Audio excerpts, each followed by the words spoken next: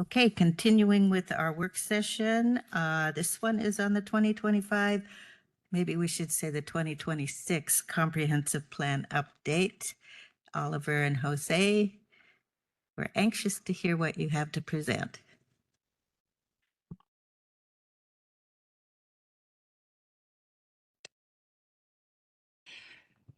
Good morning, councillors. For the record, Oliver Ojaka, Community Planning Director, and with me this morning is Jose Alvarez, our Land Use Program Manager in Community Planning. And I sincerely want to say Happy New Year to you all, as well as to the County Manager and Ms. Chris Cook. Councillors, the purpose of this work session today is to provide the council with an overview of the three land use scenarios that were studied in the draft environmental impact statement, and also to provide the council, you may have seen this before, but to provide the council with information on housing capacity as well as employment capacity.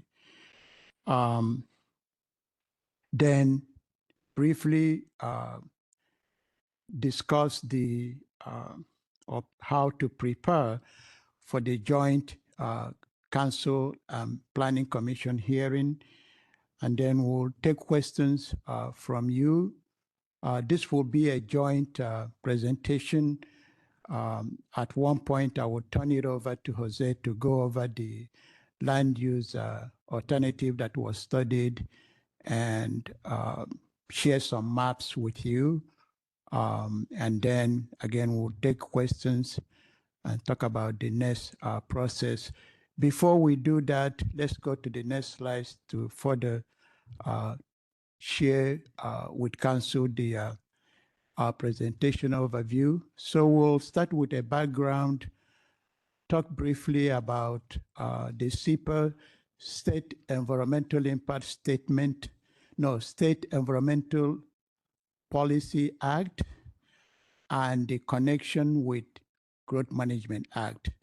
We'll talk about the selection of the preferred alternative, which is the next phase that we are going to be entering into.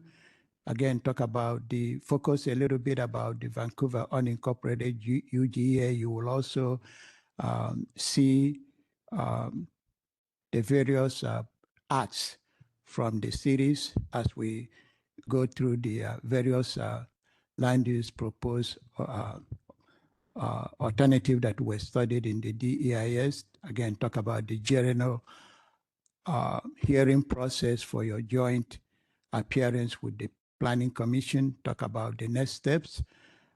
If I may go quickly to the SEPA and GMA connection, I think the takeaway here is that because of the integration of the SEPA and GMA, it is required that before certain actions like land use planning, in this case, comprehensive plan update, that the lead agency is required to ensure that the planning decisions really reflect and address environmental values, impact, and other related impacts. And that is required as a result of the integration of SEPA and GMA. Similarly, before the county takes a final action, you have to issue, because now we have done the draft, you have to issue a final environmental impact statement. And that final environmental impact statement, consistent with the requirement and the integration of SEPA and GMA, will lead you to the final decision that you will make. And that also will engage the public in their review of that final environmental impact statement before you can make the final decision. You cannot make any final decision until this final EIS is issued, and there is some comment period on that. We can discuss that with you, but That issuance of the final EIS is what kicks the adoption process, and I will get into that in the next slide. Now, this is the progress report that you have seen us share with you many a time. We have since updated this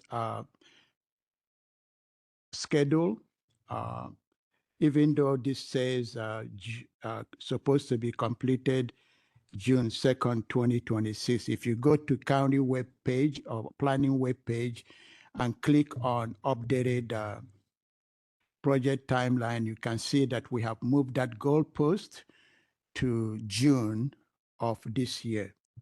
I can reiterate that by statute, we will not be meeting our statutory deadline, but on this general scope of the phases that we are on, phase 1, 2, and 3, review and refinement of the plan is where we are.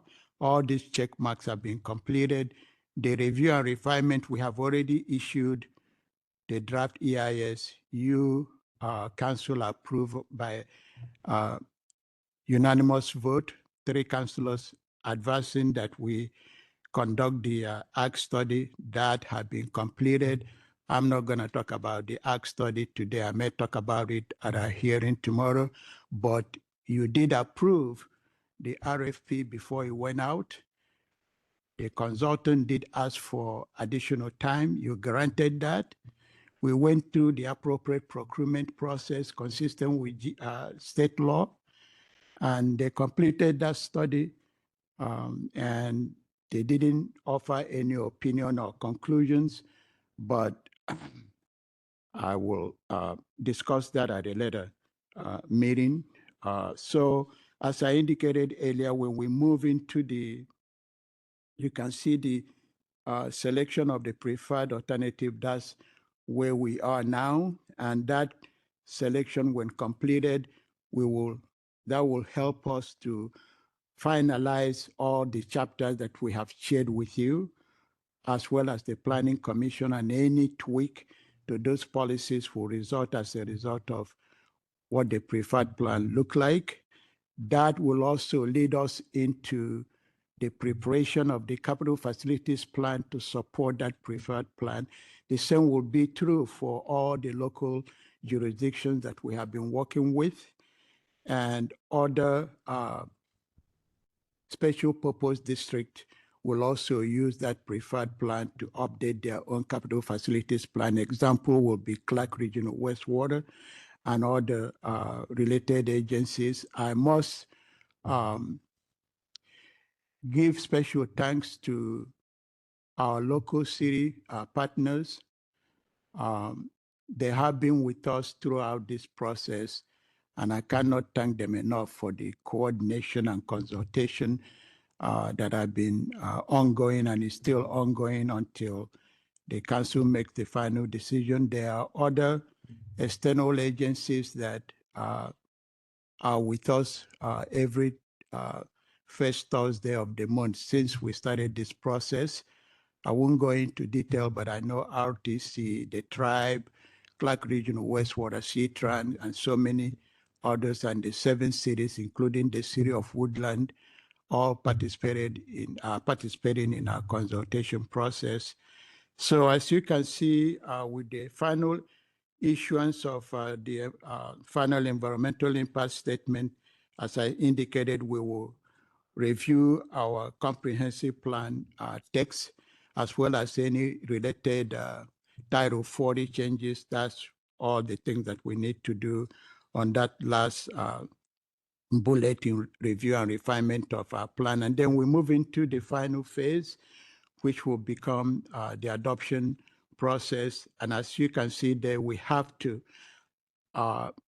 submit to what is known as this comma 60-day review submittal. 60 days, you know what that means when we have to submit to meet that 60-day time frame. I'm not going to go into details about the three remaining actions. So let's go to the next slide, please. Councillors, without often repeating myself, this is the decisions that the council have made to date. We started this process, time flies. We started this process January of 2023. We invited the Washington State Department of Commerce director who came here for the kickoff of this process in this room early January of 2023. Following that kickoff, the council adopted a public participation plan and a preliminary scope of work.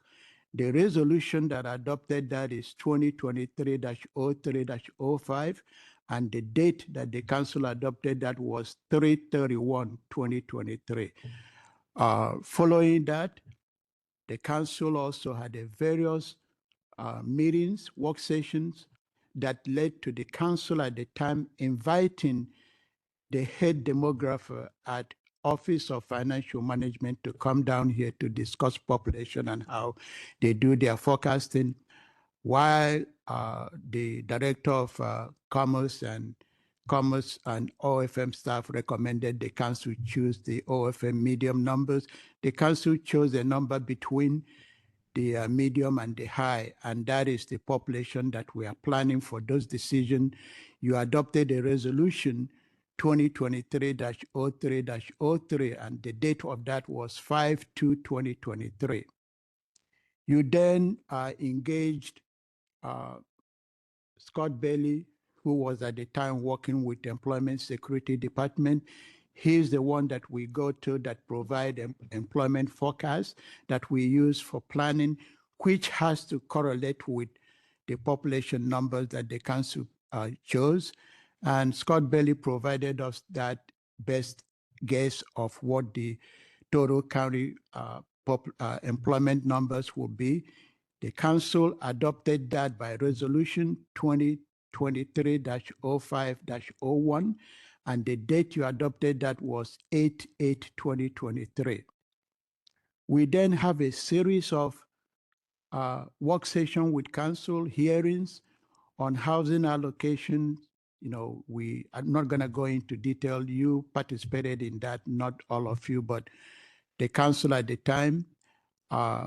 We went back and forth with various cities, particularly Commerce, but all the other jurisdictions compromised, and you adopted the housing and employment allocation by urban growth boundary. The resolution for that was 2024-05-05, dated 5/21/2024. We then went into a series of discussions with the council, not this current council, but I believe the previous council, but the new council participated in that, in the selection of the alternative to be studied in the DEIS. The first resolution on that was 2025-01-11, approved on 1/28/05. You came back and made some amendment to that on what should be and what shouldn't be. The resolution on that is 2025-04-02, amended 4/15/2025. I mentioned the AG study. I'm not going to repeat what I said earlier, but with the help from the county manager and the policy analyst, we did our best in the selection of the consultant to prepare that report. As I stated earlier, my shop and the purchasing department did our due diligence in following the procurement process. And again, the RFP came before you, which you approved, and the consultant asked for more time, which the council approved. They did the study. They came here and provided you the copy of that study, and their findings, there are no opinions, there are no recommendations, but they did not recommend or identify any properties that should be designated. I will turn this over to Jose to share with you the preferred alternative that was studied in the draft environmental impact statement. Again, I want to thank the county manager and legal counsel for supporting us throughout this process. Can't say much. Maybe tomorrow I will extend a sincere thanks to my staff and other departments that have been with us throughout this process, particularly Public Works, Public Health, and Vanessa and her group. I cannot thank everyone, but I will have the opportunity to do so. So Jose, take it away. We have a few more minutes before I take it over on the process for the hearing tomorrow. Good morning, councilors. Happy New Year. I just wanted to go over the council authority on the UGA boundary. So the jurisdictions and sort of accommodating the growth that was allocated to them have made changes within their existing UGAs and proposed some expansions in some circumstances. And really the expansions is what council has kind of the authority over to determine whether the expansions are necessary or not. So I just wanted to lay that framework out. There's not going to be a lot of input on what they're doing internally, only as it relates to the need for the expansion. So just keep that in mind. Let me transfer over and then I'll go over the capacity issues, sharing my screen.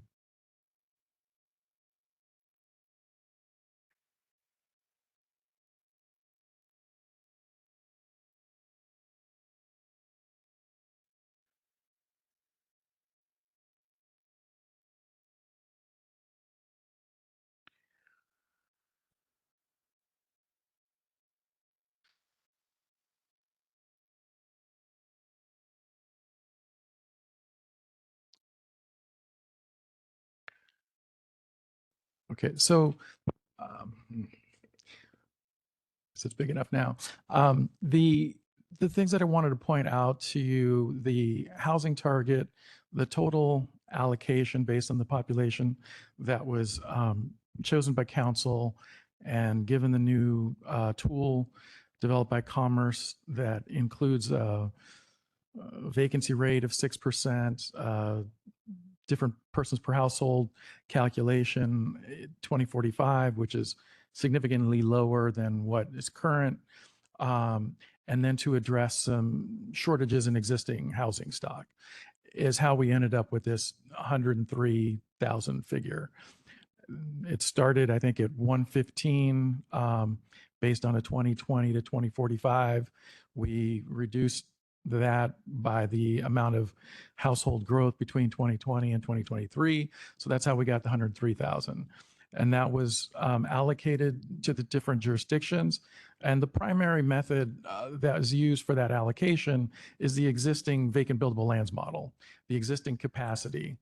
The alternative one housing capacity, for the most part, is that existing housing capacity, with the exception of additional capacity based on House Bill 1220 that requires the cities of Vancouver, Camas, and Washougal to allow for more middle housing within their existing single-family zones.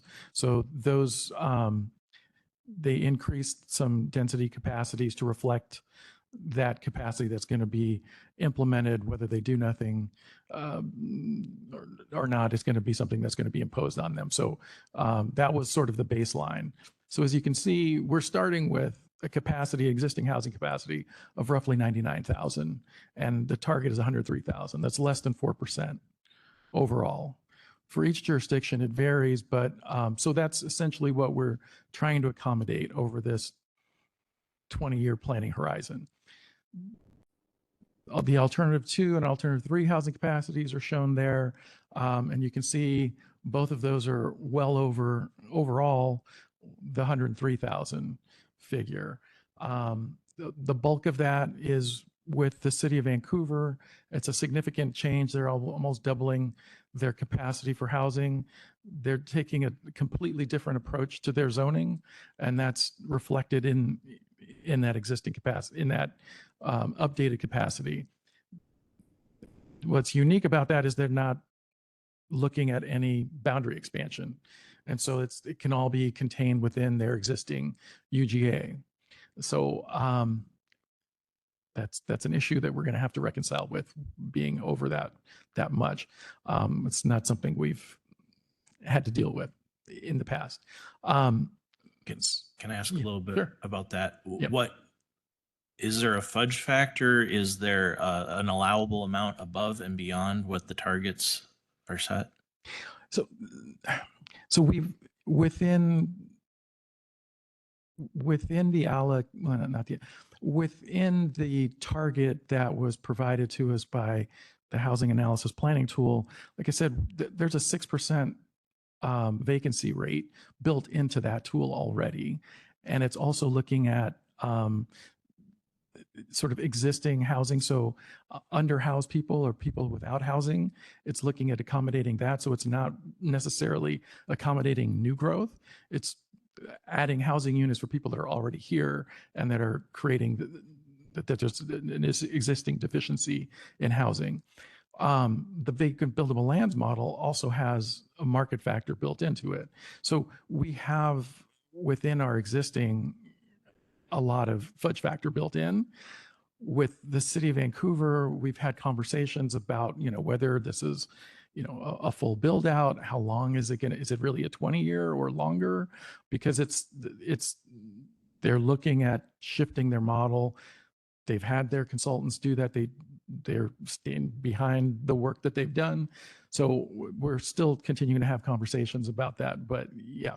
I was just wondering if there's a point where the How county much in excess says can you we- can't go more Right. or less beyond that.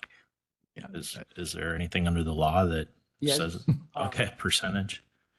Not in terms of percentages, but we cannot, and this, when I say we, the county cannot go over the OFM high forecast. We cannot.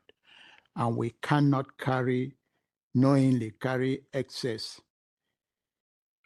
capacity or plan for excess capacity, but the OFM population estimate, particularly the high, is our ceiling. We cannot go over that. And we are not going to rely, the county in the past have relied on population estimate from Metro, and we were ding on that. We have to rely on the information provided by the State Office of Financial Management. That is required by law. And do we have those numbers in this chart or in a chart? I can provide you that, but I can tell you right now, Jose, do you have the number? I believe the OFM high is it 791,000? Yeah, just under 800,000. It's under 800,000. And we are at 718. So you do the math, as Jose was sharing with you, both alternative 2 and 3 exceed that number significantly, and we cannot by law do so. Thank you. You're welcome, sir. Sure. I have a good question. I had a little bit more clarification that I was hoping for. When we pick the population number, does that set us in stone for that number, or are they looking for the eventual outcome to ensure that it's within the OFM population range? I think, all of the planning and all of the work being done is to try to accommodate that number. The issue that we would have if we went beyond that, the next slide I'm going to show you is the employment, and the employment assumption was based on, relative to the number of households. So it was a 1-to-1 target of a number of households to employment. So if you increase the number of households that you would expect you're going to want to increase the employment capacity.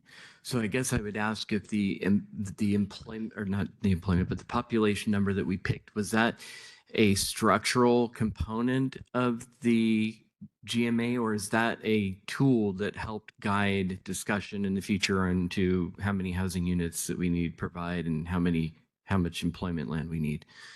Does that make sense? Yes, it does, and it locks the county into that number because all the work that we have done to date is based on that number, including the recently completed DEIS and all the work that the cities have been doing. Any deviation from that number is kind of like starting all over. Okay, In my so opinion, yes. so I'm just wanting to make sure that I'm understanding correctly. So the OFM gave us a range of population, and then we picked that 178,000, 118, 180,000. Thank you. 118, 154, 118. But the ending population was like 718. About Right, okay. 719 So- or something like that. Yes. If we ended up with a scenario where, let's say, we had, the ultimate plan, these numbers here that you've got on this sheet right here, ended up showing, based on computations with VBLM, that we had that we were planning for a higher number of housing units than the numbers suggest we need, and perhaps lower employment numbers, but those are still within the OFM range. That's what kind of my question was. Yeah, I think we need to stay within obviously the OFM range and the high. It's just what are the other implications? And as Oliver mentioned, in the DEIS, why we included these excess capacities, we really the target was to stay within that the target, the medium that we selected. So we're not anticipating. I think we would have to do some additional environmental work if we were going to go beyond that to really look at the environmental possibilities, because the analysis was based on the assumption that this is going to revert back to what that target was, not that we're looking at this is actually going to happen. If I could try to clarify, it sounds as though if we change those numbers, we're starting over. Yes. Yeah, and I'm not indicating like changing but just take this slide, Yes. for example. Mhm. This slide shows that if we chose either alternative 2 or alternative 3, that we would be theoretically planning for 149,000 when our target is 103,000. Mhm. The number of 149,000, however, was studied in the environmental impact statement. Yes, it was included, but I think the way we had the consultant look at it was that we were going to get, clearly it's over. And yes, we studied it. There'd have to be a conversation with our consultant about whether, if we actually went with a number that high, whether the analysis accurately captured that. Okay. And I think it was some to do with transportation, where we were fitting it into that target. So that would be another conversation we'd have to have. Okay. And then I would ask Chris if you have any thoughts, comments on that.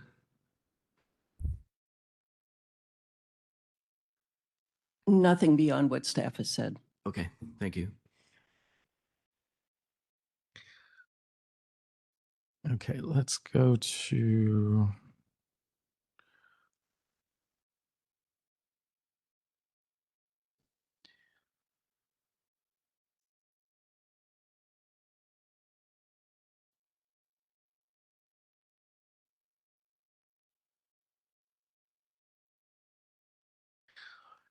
So this is the employment capacity. The target again is that 88,099 number.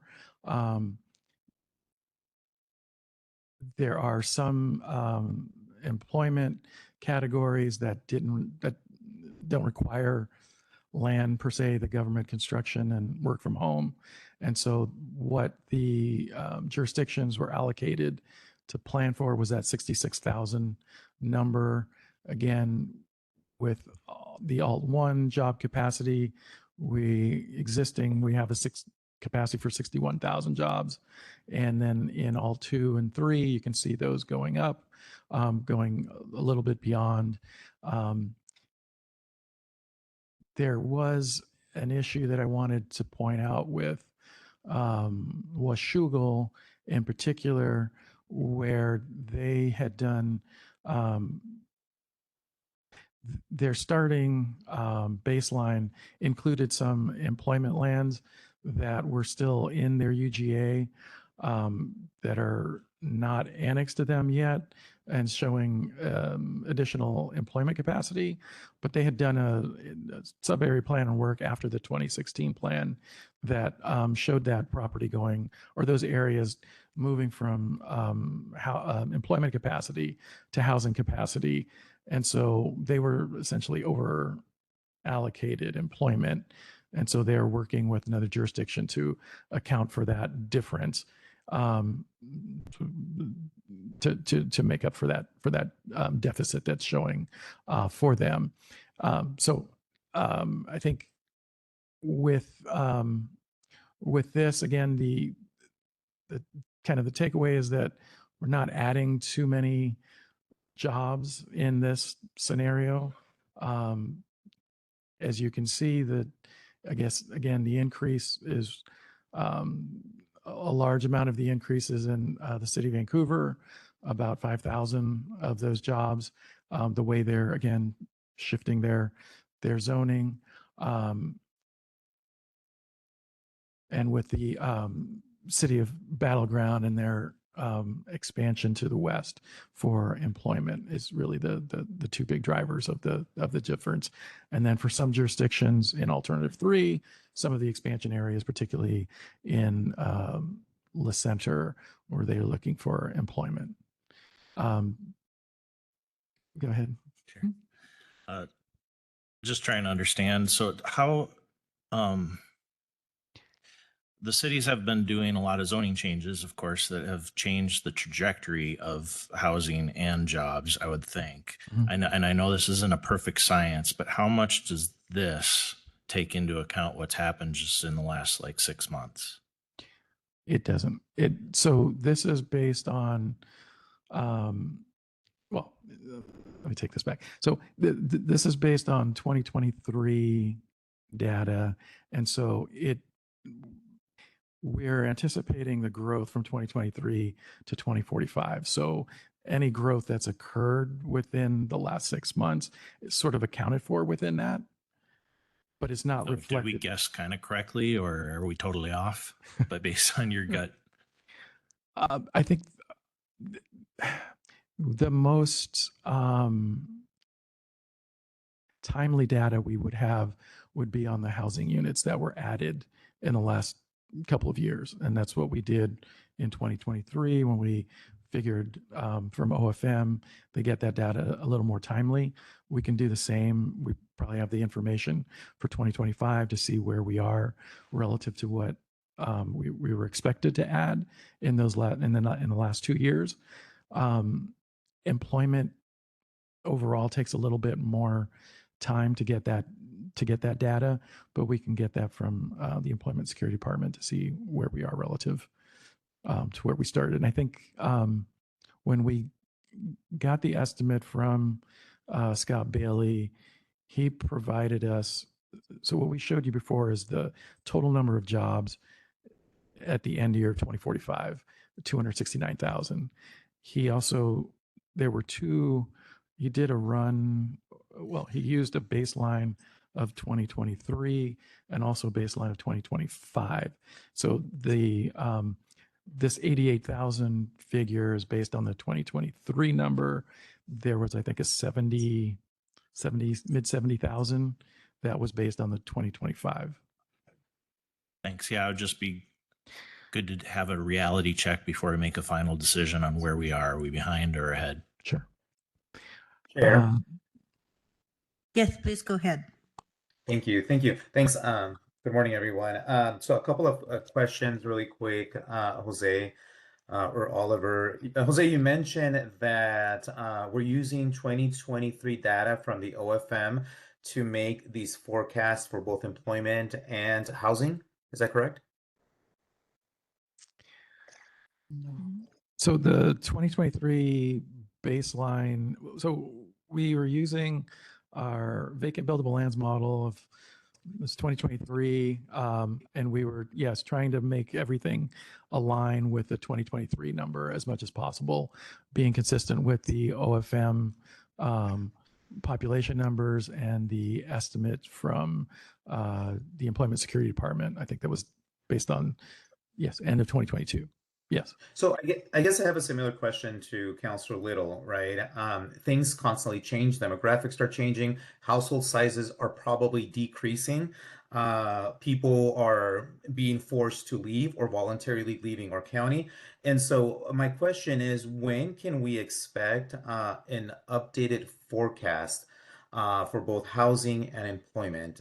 Is that something that's going to happen anytime soon, whether it happens this year or in a couple of years? I guess that's my concern. Councillor, this is Oliver.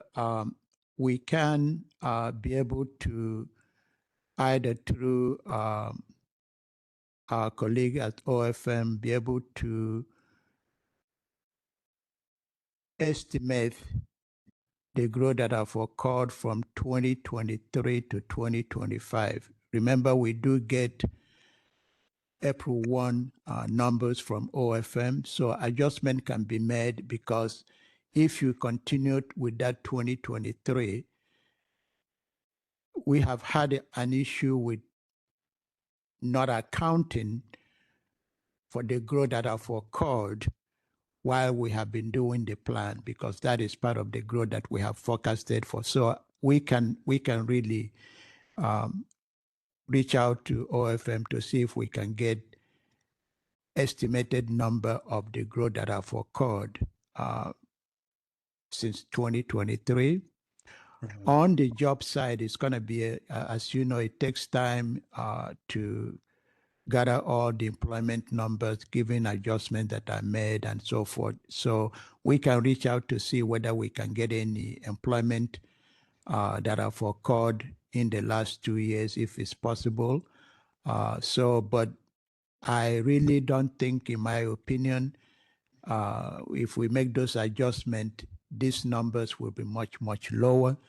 And Okay. all I can share with you is that either way you look at it, what we are showing based on the proposed land use and the density assumptions provided by the cities, we are still way over what we are supposed to be planning for. Even if we made those adjustments, we will still be, relatively speaking, way over the previous decisions that the council have made. Okay. Thank you for that information. Appreciate that. You're welcome, sir. Just to add a little bit to that, I recall Scott Bailey saying that the accuracy of the forecast, and it's a 20-year forecast, is accurate over time, and that if we're making shorter term adjustments, that may skew the accuracy over time because things change. Maybe a lot of growth now, maybe not so much later. Just a cautionary note. That is true. I have made this observation too, that regardless of all the criticism relating to the vacant buildable lands model, it is as accurate as it can be. Yes, there is indeed a lag time from when the assessor's rollover occurs, but you will always capture that because you run the model every year. That's my view, and it has been so since I've been with the county. Anyone looking at error, you will not find even 3% or 5% error with the vacant buildable lands model because you're constantly adjusting and picking up things that the assessors, because the data is based on parcel layer and information from the assessors. So yeah, there is a lag time in the assessment, but you catch that the next time you run the model. So you're always catching up. Yeah, you miss something in the first year, but when you run the model again, everything lines up. Sure. I just add that I agree with you completely on that. You can't course correct based on 1 year or 2 year. It is a long-term thing, but I do see that information being available to us as being helpful. And especially once we adopt our eventual plan, I would love to be literally tracking this every time we get new numbers that come in, kind of updating where are we at versus where we planned. It would be helpful to keep an eye on that. Yes, we will certainly do so. When the plan was adopted in 94, I don't want to take you that back. We, as a compromise, we put in benchmarks in the plan. And my friend here and I were the first to develop the 1999 plan monitoring report. It's still on our website. And there were a lot of criticism about that. And I said, I'm not going to change anything that I put on that paper. And I stood by it. Eric Hovey was hired to criticize the report or assess it, and no changes were made. So we stand by our work, and I believe that, yes, if the council wants to, but it is the type of work that this planning department have been doing that led the legislature to make an amendment to the GMA to add section 215 that now leads to making Clark County and other counties buildable lands county, where we do look back 5 years to see how well we are doing. So that work is being done and will be done long after I'm retired.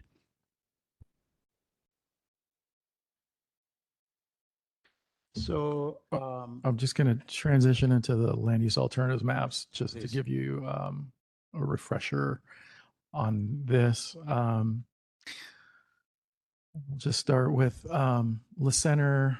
This is alternative 2, and essentially their proposed expansion areas to the north, commercial, and then to the southeast there for some southwest for sort of industrial and commercial to the south. And leave all the areas that are proposed for expansion are designated ag. I'll just go to alternative 3. Jose, I wonder if you Yes. could point out what were the site-specific requests? And maybe that each of the cities have adopted some of those site-specific requests. But if there's some site-specific requests that the cities have not embraced, I'd be curious about that. Great question. Good timing. So the expansion areas in alternative 2 were proposed by the cities. I'm not aware if these were site-specific requests, but they were something that the cities have proposed from the beginning. So here you can see the R16 is a site-specific request. And so this wasn't part of the city's proposal. So just north of that area, this is, this just R5 should be JMU and red. This is an older version. And then these areas just west of this road here is also site-specific request that the city did not include in their alternatives. So these are additions to what the jurisdictions had asked for. Any questions about that before we? Do we consider it all urban form? Because this is like the oddest shaped city. You know, this is the jurisdiction's Boundaries, right? boundary, how they want to grow. Just I an would say aside. there are a couple of things that we may not have, leaving this Ag 20 in the middle of here doesn't make a whole lot of sense. It's going to be, if it's approved, you're going to be surrounded by urban zoning. So it wouldn't be something that we would do. And I think there was We wouldn't be recommending that. no, but the city didn't add it either. So That creates a problem, and Yeah. we will get to that when we get to a hearing, what we are recommending. Ridgefield, again, this is alternative 3. Let me go to alternative 2.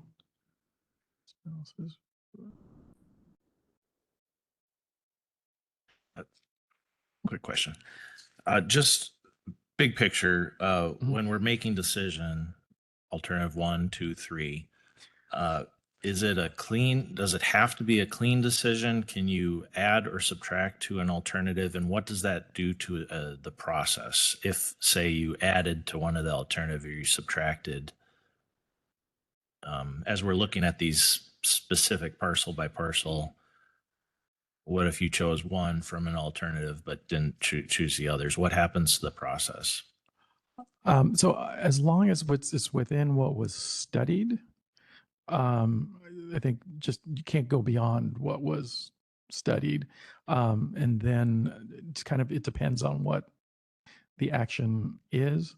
But I think once preferred is selected, and it doesn't have to be, I guess to answer your question, it doesn't have to be 1, 2, or 3. It can be some combination of that, but as the parameters are the extent of those areas that were studied. Okay, that's super helpful because in the next chart we're going to go through, we're going to see recommendations for yes and no on different portions of an alternative. So I just want to make sure if that's within our purview. Okay, thank Yes. you. So in alternative 2 for the city of Ridgefield is the expansion area here, the EMU 3. And then there was this red area to the south that's sort of surrounded by urbanization, the UGA there. And again, both of these areas are designated ag. And then in alternative 3,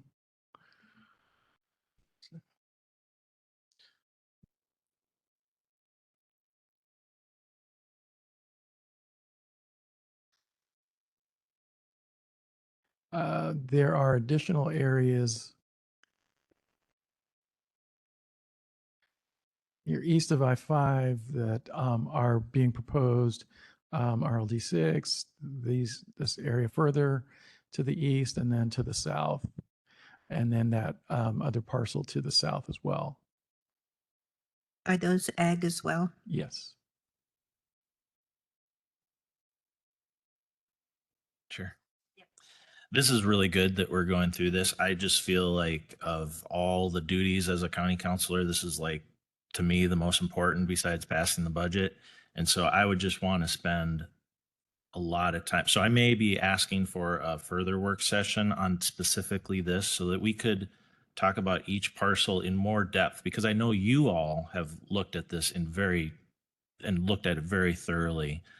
But I feel like we haven't, like that one that is surrounded by urban growth there. And I know the egg study didn't put a full analysis or didn't focus on that criteria as much. And I would just like to talk about each one and see maybe a satellite image of each one to see, kind of picture the context of why the cities are putting that forward. Where is the urban growth? Where's the corridors? Where's the highways, commercial development? What does that land look like? It would really help me with these decisions. So is that something that we could do in a further session where we're looking in more detail at each one of these and having real due diligence on this? And I know you have, but I feel like I don't know these parcels. Okay. very So well. I think the thing that I would say is that when we have our hearing tomorrow with the cities will be presenting, I'd be asking those questions of the cities for those particular areas. We can run through some of the recommendations that we we received a lot of site-specific requests for the Vancouver UGA and the rural area. I can kind of show you some of those. A lot of them are pretty obvious to do not make sense, and we can explain why. We can, have further conversations about some specific ones, but generally the driving force is those charts we showed you earlier. Based on the capacity, we really don't need any expansion in the Vancouver UGA for employment or for housing. In the rural area, we have sufficient capacity. So those were the driving reasons, a lot of them, for why we're not recommending making some of those changes. So that's really going to be the big driver for those. That's the primary reason. So Yeah, and I understand that. I understand our authorities, our purview is over the urban growth but boundary, not necessarily what is happening within it, but knowing as much as possible about each one gives us the context for making the decision. So yeah, and again, I think the specifics for each jurisdiction, each jurisdiction would have that knowledge much more than we would. The only cautionary note I will add, councillors, is when you start looking at site-specific and doing site-specific analysis, in some cases, you move away from the county-wide look. So, but we can discuss that further with you, and I believe during council time today, if I'm not mistaken, there's a request to have additional work session on VBLM. Don't know whether the entire council will want to do that, and I will, if directed to do so, I will bring our GIS staff to participate in that discussion. But I'm wary about when the council start looking at site-specific parcel by parcel. I'll move away from a county-wide look. Two, as Jose indicated, the primary driver here is that the council have made a decision with participation from our local jurisdictions on the population to plan for, even from the wider community input, including the development community. When we were pushing you to choose the OFM medium, you chose a number between the medium and the high, and that locks us in. While it's not greater than the OFM high, we've shared with you that any changes or any adoption of 2 or 3 will completely put us above the OFM high, and that's a no-no in my view. And I think our legal counsel will agree, and any land use attorney listening here will agree, that we cannot by law exceed the OFM high. But long-winded answer, we will share with you anything you would like to know about some of those parcels, but we have to be wary about looking at site-specific requests or site individual analysis to say one thing or the other without looking at the bigger picture. That's my comment. Yeah, thank you, Oliver. I share that concern about the site-specific analysis, and I wouldn't want us to individually try to make a determination about ag viability when we have a countywide analysis. So, Sure. yeah. Couple things. One is we kind of discussed this earlier, but I want to be absolutely clear. The numbers in alternative 2, alternative 3, are those within the parameters of the OFM range? No, They are not. they are not. They'll put us over the OFM high. in total. In total, yes. Okay, so I think it would be important for us to know exactly what that number is. That would be over the OFM high. Didn't you just show us that? So We have what the excess housing units are. And so if we're being consistent with the HAP tool, we would multiply that excess by 2.44 and add that total to the 718,000 and then see whether that's over the OFM high, and we can provide you that information. That would be very helpful. I would appreciate that. If nothing else, just for context, because we see these numbers and we don't really know what that You want equates to know out what to the be. limit is. And then just kind of a comment back to the site specific. So, my intent when we studied all of the site specific requests or a portion of them or whatnot was to give flexibility in case something were to happen. And however, like looking at the site specific requests, I really don't support anything that the cities aren't requesting. So in terms of looking at those individually, if they were part of a proposal of an alternate from a city, then, I would look at that. But I think they've had plenty of time to look at them. They've been studied, and the city could have asked for changes up to this point. And then back to the site specific versus countywide. I would say I'm at a bit of a loss for that, because if you are looking at designating or de-designating, there is site specific things that you're going to have to look at in order to make a determination whether or not it should be designated or de-designated. We've done the countywide study so that we understand the system in its entirety. To me, that is what we needed to do, so that we can understand the impact on the entirety of the system if we were to add or remove, a specific parcel to that. But anyway, that's all I had to say about that. Sure.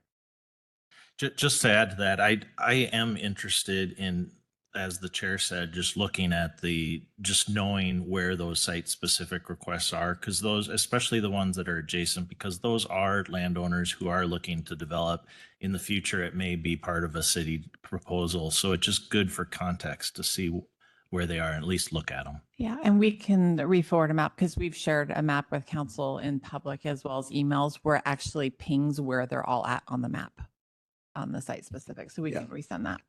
Thank you, the county manager. We have shared this information. Staff is not pushing back. We'll provide you the information that you need or requesting. I will add and say that we have provided that information to council. We have also provided to council staff, I would say, review of all the site-specific requests, map them, and provided you our analysis and conclusion that those requests do not meet the policy direction from council. So if you want to see that again, we'll provide you that. But we've done that analysis and came to a conclusion that those site-specific requests do not match previous decision that the council have made. And I will continue to maintain that because we've done that. And the whether it's included in all 2 or 3, the analysis done by independent and third-party environmental review consultant reached a conclusion that those will exceed the numbers that we are planning for that you have chosen, but we will take whatever direction that you have made. You will be the one making the decision, not staff, but we will be providing you our own professional opinion and analysis that we have done. You may agree or disagree with that, but that's going to be your call.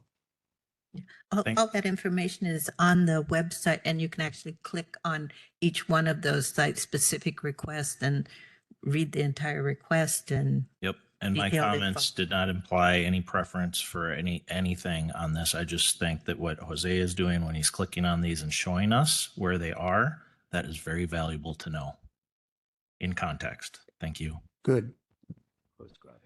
Okay, so this is Battleground Alternative 2. They've essentially are looking to expand to the west for employment. They're looking at removing these areas, the southwest side of their UGA, and that would be returned back to rural center and rural, where were they from, and then an expansion here to the north, and that's their alternative 2. Alternative 3 is Does this include any ag land? no. Are any of these areas included in the ag study as identified as agricultural land?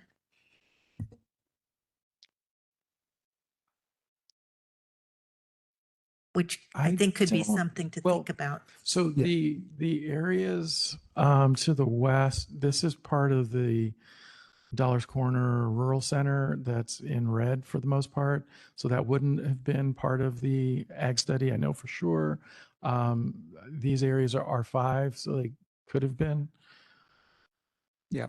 And they, We can take a look to confirm when we look at the ag study and see what this area is showing up as, but I'm not sure that they're designated as ag. It may not, I think that they're it could not be- designated Yeah, it could as. be part of the larger study area, and I don't know what the study calls for those areas to be, whether it meets the criteria for further designation. I I think- don't know, I- but we can provide you that. Good. I think that would be a question really for all of the expansion, our proposed expansion areas, if it isn't designated, if it's actually identified as prime ag. Sure. Sure. That's a very good comment. I think that absolutely that information should be considered in this. I did have I sent an email yesterday. It was in the afternoon. So I'm certain you haven't had a chance to respond, but I did receive a call from a constituent that was, discussing the nature of the battleground swap, as I would call it. And one thing I would like to understand is the area that they are suggesting to remove, what is the nature of that area? Has it begun urban development there? Has the nature of it, how long has it been in the urban growth boundary? Was it under urban holding or anything of that nature? I'm just trying to understand. I mean, because obviously you couldn't take Hazeldale, remove it from the UGA, and then, expand out somewhere else. So I'm just trying to understand the nature of the land that is currently in the UGA, what condition it's in, that's being removed. Yeah, Council, I'm the one that provided a response to you. And my response to you this morning is that what I sent to you yesterday is what is being shown here. This area in cross-hashed is, yes, in the currently in the Battleground Urban Growth boundary, has been for, I would likely say, since maybe 94. It is predominantly rural. It is not urban holding. Well, it is until the city annexes that. The city is not planning to annex it. The current zoning there is rural 5, in some cases 2.5. It is in the Meadow Glade rural center. So it is not urban reserve. It is rural. It's Oliver, it's in the battleground Urban growth boundary. urban growth boundary. Yeah, but they have not yet annexed Correct. it. Yeah. So there's an urban holding 10 or 20 over that until it gets annexed.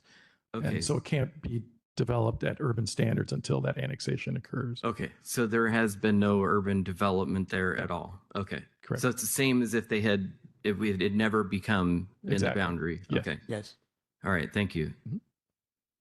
I believe the residents of Meadow Glade are very happy about this. We haven't had too many complaints. I can say that they never wanted to be part of Battleground, and they have advocated not to be annexed.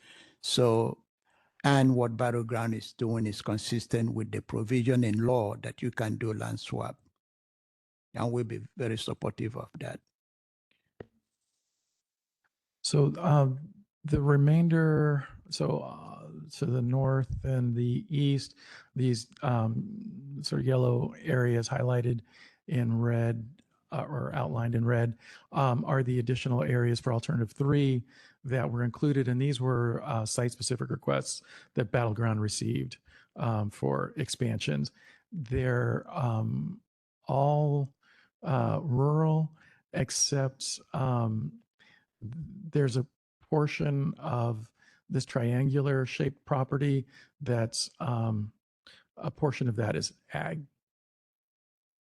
I think if Yeah, I know that, yeah, these I know are particularly important to Battleground because I think they had a different understanding of the process than other cities, as they've told me that some of these did not get included in their city proposal because they thought the egg study was not going to happen, and therefore they didn't add some potential, and they ended up in alternative 3. So that's why this is good context for me, at Yeah. least. That's not my understanding, that, and I met with the mayor on Monday, that these were individual requests and it does not appear that the city is interested, but maybe the planning Okay. department has a different story. It was the same mayor, but interesting. Okay. hopefully it'll be clarified tomorrow. Yeah, we'll hear from them, but I'm aware that the city will likely, I don't know, but you'll hear from them tomorrow, but and we'll hear from your staff as to why we are recommending what we are recommending. You may not agree with it. Chair, one more really, really quick question. So we have alternative 2 and alternative 3 from the cities, and then they actually have selected their preferred alternative. Is that correct? I think they all have a preference, whether they've officially selected their preferred. Okay. I don't think that, so Vancouver, City of Vancouver is doing its own EIS. Mm-hmm. However, the preferred alternative refers to something that is the final final item that will be studied for our final environmental impact statement, and that is going to be selected by you, hopefully soon, so that that final EIS can be studied. So the cities don't have, technically speaking, preferred alternatives. Okay. That does not exist. It would be certainly nice if, hopefully, if they're listening to this, if they could convey to us if there is a known preference at this point, because I think that does make a difference. I would agree with that. And I think, my sense is some of them do, but that would be good to hear. We asked them to be prepared to convey that at the joint hearing. I So will also add, without any criticism of my colleagues, we ask that they submit to us their preferred, if it's available by December 18th, so that we can post that 15 days prior to the hearing. Not faulting them or criticizing them. They have to go through their own processes, but we didn't receive that. But you're going to hear from them tomorrow. What I can share with the council is that, again, not a criticism of my colleagues, but some have been asking us to run different VBLM models for them. They're submitting what I will call a different plan that were not shared with the county when they submitted their preferred alternative. Some cities have adopted various sub-area plans, and they're sharing that with us now. If I misspoke, Jose, please correct me, so that they will be able to share their information with you tomorrow. Recognize that these are acts. Okay, these are acts, and it's up to you to make the final decision one way or the other. Staff will come with our own review and make our own recommendation, both to the Planning Commission and Council. You may accept it or not accept it, but we will come with our professional analysis based on the previous decisions that you make. What this may be an editorial on my own part, and I apologize. What I will not lead the council is to a point where you have to start all over, because by the county code, I am the SIPA responsible official, and I will be the one making a decision, not you, on whether we do a supplemental or not, depending on the essence of the change that is before me. Okay. So Camus alternative 2, this is really just bringing in the airport, Grove Field, and then in 3, Could we Yes. pause? Well, this is okay. Yeah. I'm just wondering what is it ag land surrounding the airport? Yeah, just looking at that configuration where you're almost creating a donut hole there. And if it's ag surrounding then and how vulnerable that would be going forward. so this is the only ag there. The rest of this is rural 5. And again, if it shows up as ag in the ag study. I think this is designated airports. I don't know that this would have been included as because it's the existing airport. Yeah. So I'm just I'm just worried about area that around it, area that is around getting it, closed surrounding it. in. Yeah.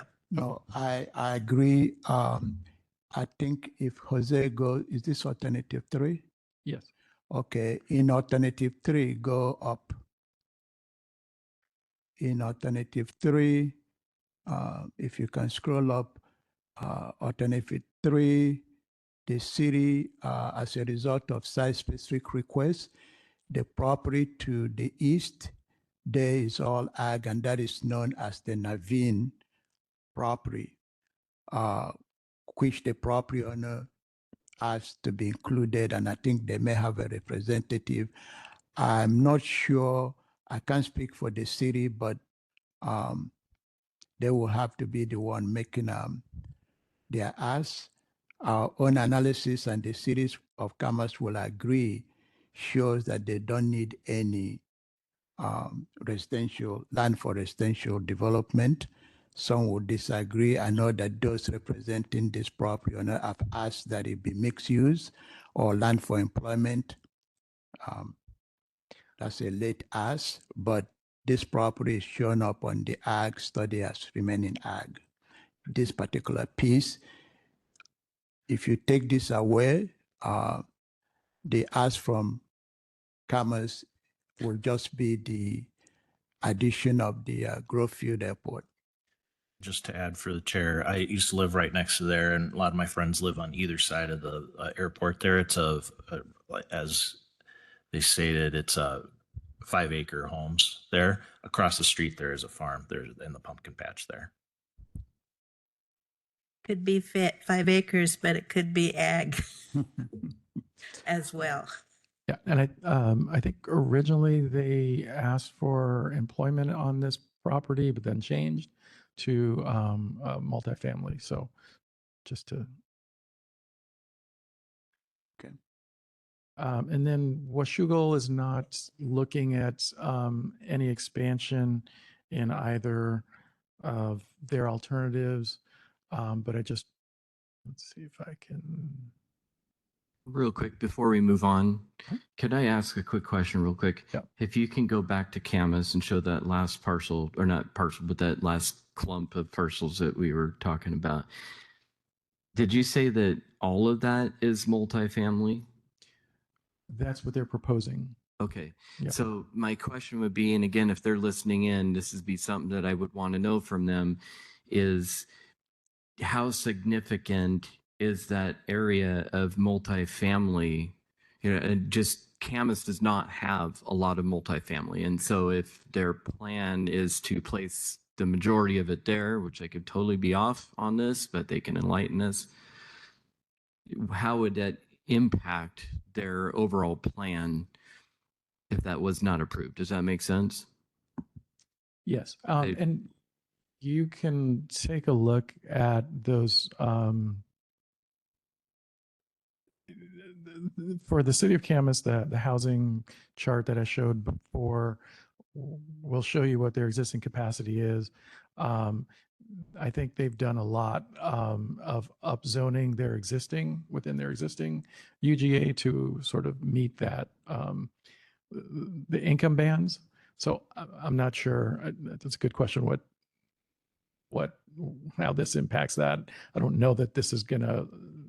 I don't know that they had a deficit, and they were Camas was the one jurisdiction that didn't, that was balking at taking the distribution, and we came up with a compromise to what their allocation was for that additional income bands at the lower end of the scale.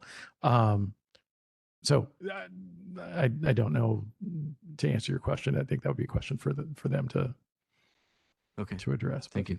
And the compromise, as I understand, was that the county's urban growth area will take Yes, that, some of those correct. lower income bands.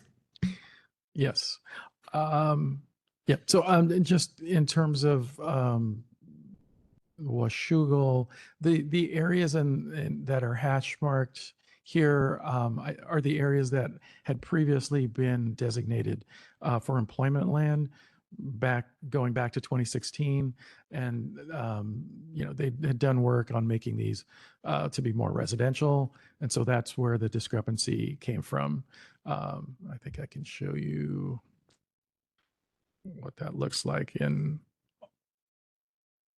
Should be blue. Yeah. So all of those areas that are business park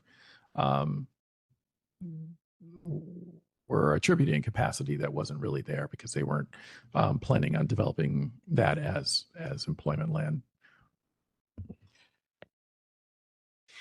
I think Washougal has done excellent job in their planning process. In the beginning, if you recall, they were looking at, or the school district, Washougal School District was looking at adding a property, and you had testimony from some neighbors, and the school district withdrew that pursuit, and Washougal supported that and are not asking for any boundary expansion. They believe that they will accommodate their growth within the existing urban growth boundary. And this change that they made, that Jose shared with you, they have been in dialogue with the city of Vancouver and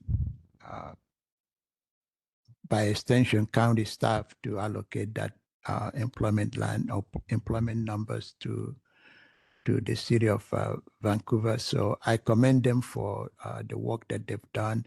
This is not anti-growth or anything, but they have done an excellent job in making changes internally to accommodate the growth that been allocated to them. Jose indicated earlier that the statute passed 1220 requires them to plan for different density development, and they are working on doing so. It's going to be a challenge not only for the cities, but for other jurisdictions countywide or statewide. So depending on what happened, as you all know, the legislature also charged the University of Washington to be collecting data from counties to see how well some of those changes the legislature passed is working. And who knows if the report back to the legislature will trigger them to make changes. I cannot tell you, but I believe that we are making significant effort to develop differently. You councillors, I say this often, we knew that the legislature was going to pass a series of housing bills when we started the HOSAP study.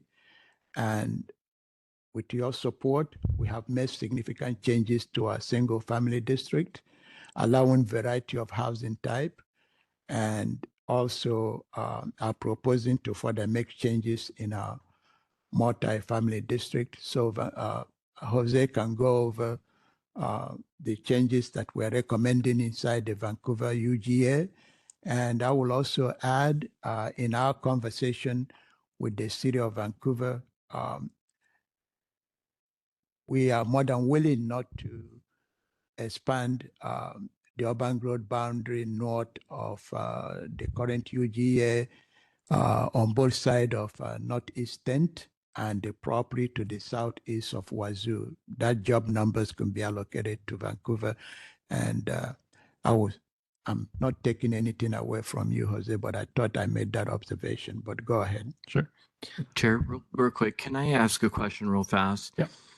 What exactly is the color coding on here?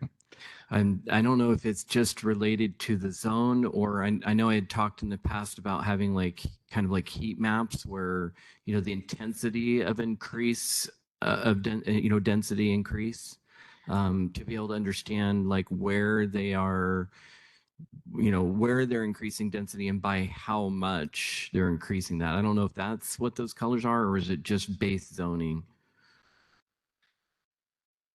So there are two things going on, and hopefully we'll have a map that can better illustrate this. I think the easiest way to look at that comparison,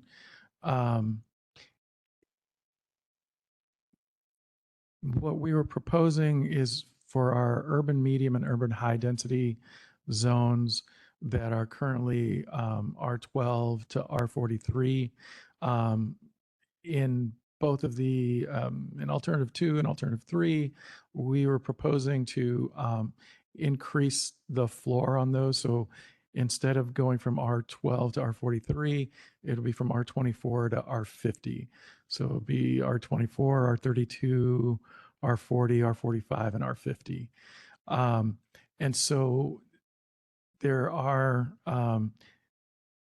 the existing areas that are zoned R12 through R43 are being proposed to be upzoned to those new zones. And then in addition to that, there were certain areas that either that were adjacent to those existing urban medium density zones that are currently designated single family that were proposed to be upzoned. And the bulk of that is in this area, around the fairgrounds. And so this R24, these R24 areas here, south of the fairgrounds and up along 179th,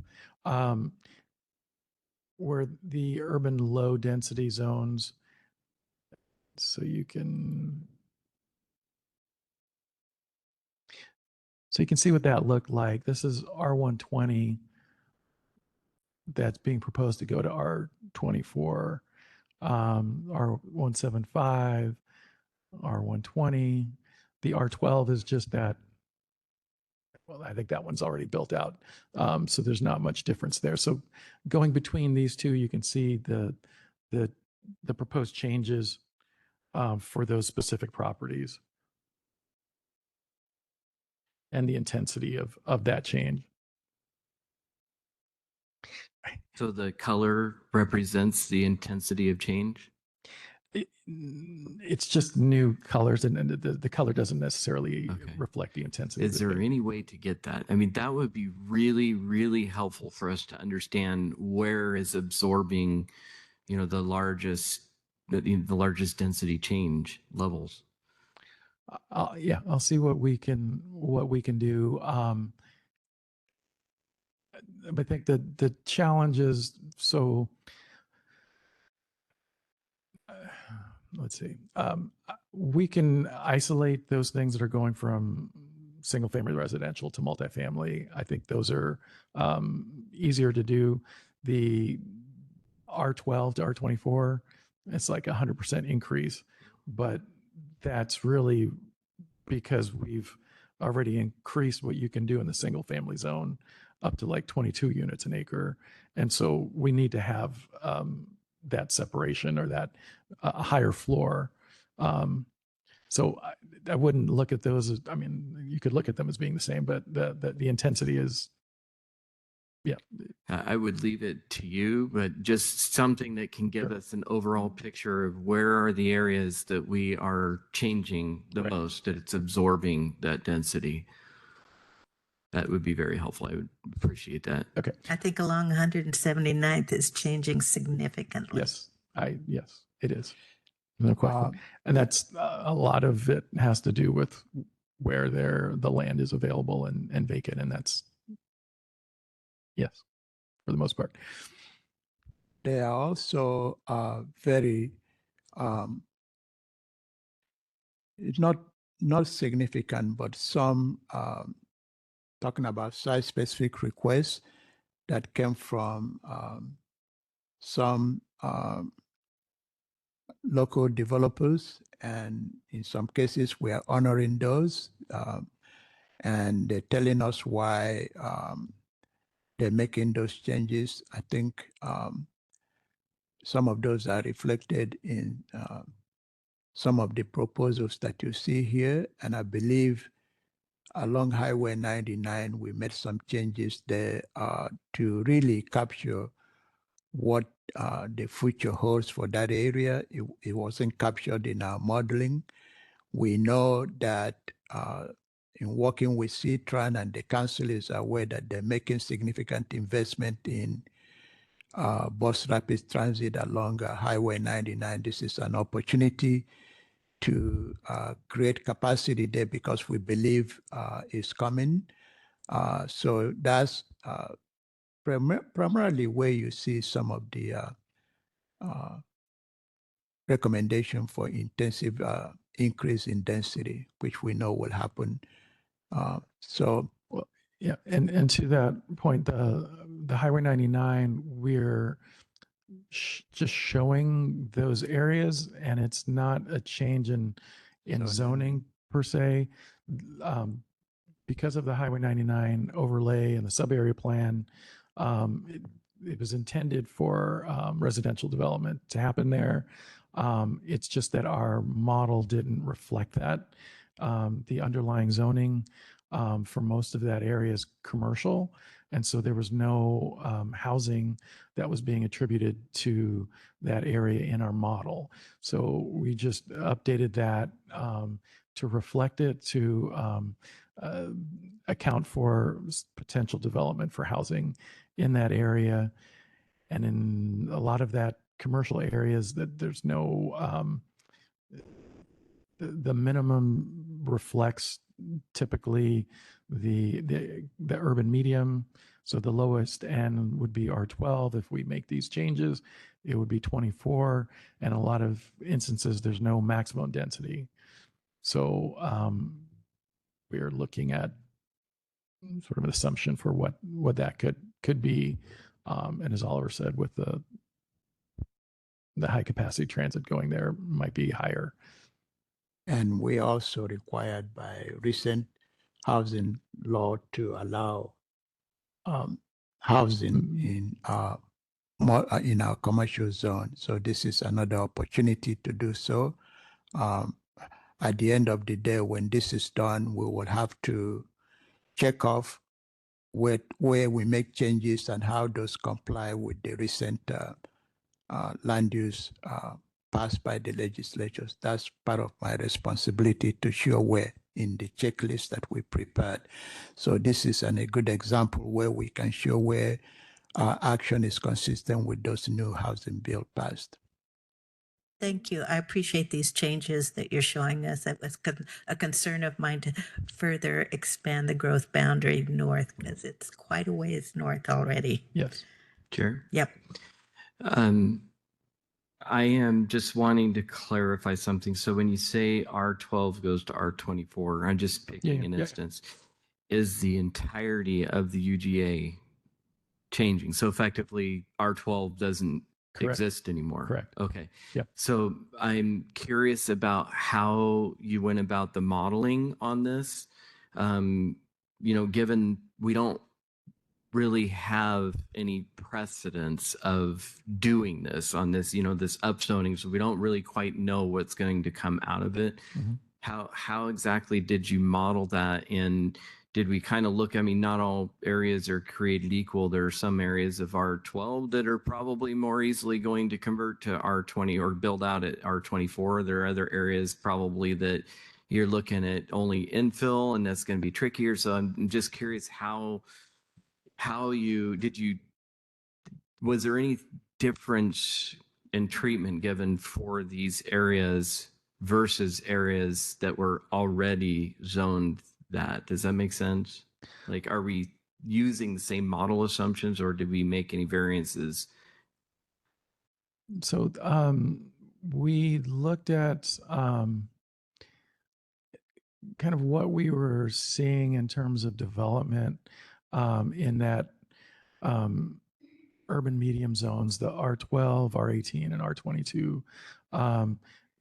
Those zones allow for small scale apartment buildings, 3-story, typically 20 plus units per acre. And so that's kind of the bulk of what we did, going to R24. It seems like that would fit pretty much anywhere. In getting rid of those R12, R18, and R22, the biggest issue is that we allow for attached housing, small lot development in those zones now, and it's eating up the limited amount of urban medium and urban high zone we have, and we're not achieving the higher densities that we would anticipate. And with the changes we made to the single family zone to allow some of those smaller lot developments, we figured we could capture that in those areas. It might be something that I think the city of Vancouver took a different approach, where they actually carved out smaller zones that just allow those, whereas we are allowing in our R15, R16, and R175 zones to get down to those 2,000 square foot lots. In terms of the R36 and R50, it was the R50 is really R43, so there was not a whole significant change there. The R36 was more of the R22 and the R30. And so again, beyond the 24, it's close to what we're seeing. So I don't think it's a big significant difference. The biggest potential is really in that Highway 99 corridor, where there's no limit, there's no density limit, but that's a different type of zoning. That's a very unique, very car intensive history with that corridor. We haven't seen a lot of the improvements that we were expecting in terms of upgrading of the road, making it more pedestrian friendly. And so there we're seeing some development there. Maybe, given that there's no density limit, it's hard to compare what we're seeing there versus what could potentially be there. And, part of it is market driven. And, at this point that sort of the infrastructure for that high capacity transit isn't there yet.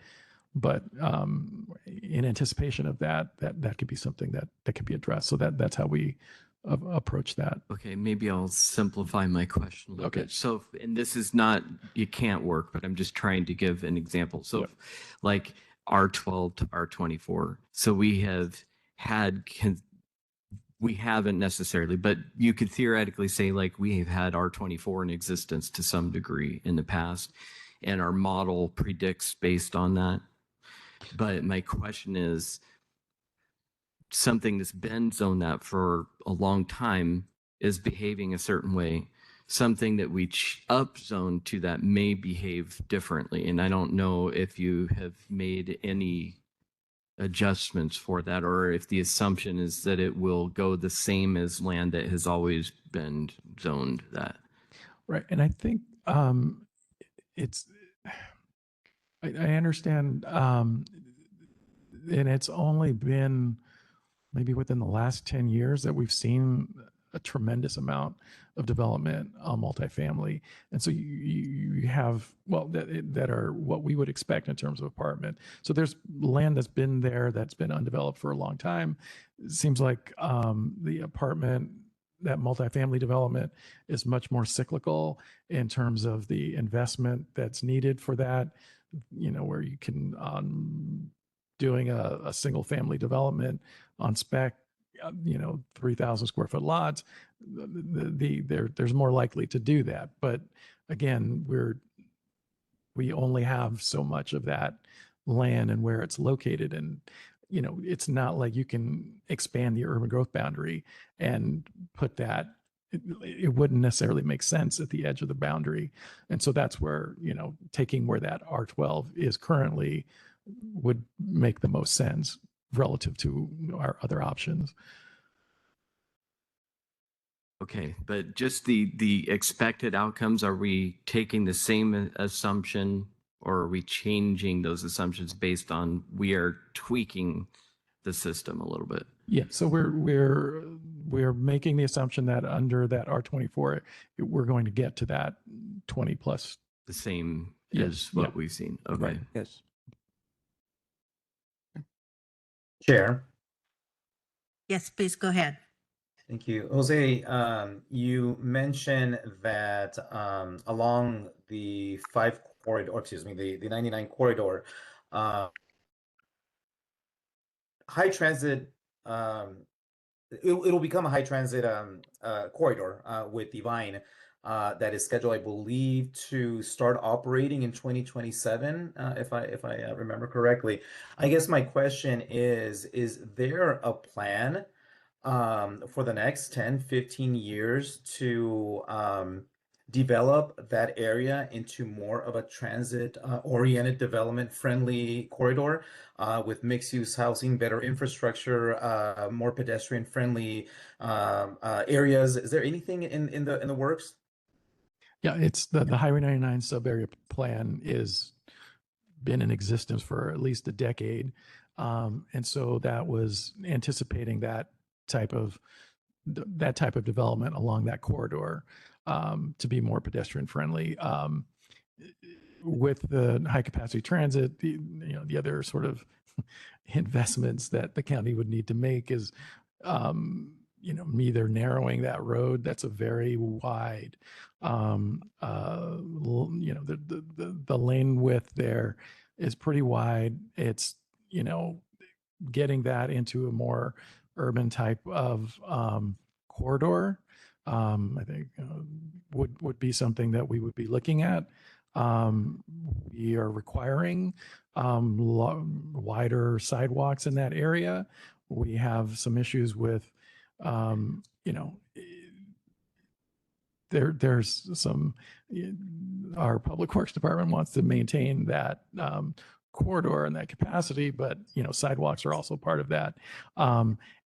And so, sometimes I see issues where development's coming in and we're asking for additional right of way to widen the sidewalk instead of taking our existing right of way and reducing the vehicle lanes size. And so we need to be consistent as the county as we look at developing that corridor and be on the same page of that. You're going to need to relook at those lane widths and how we develop that going forward and really make an emphasis on making it more pedestrian friendly.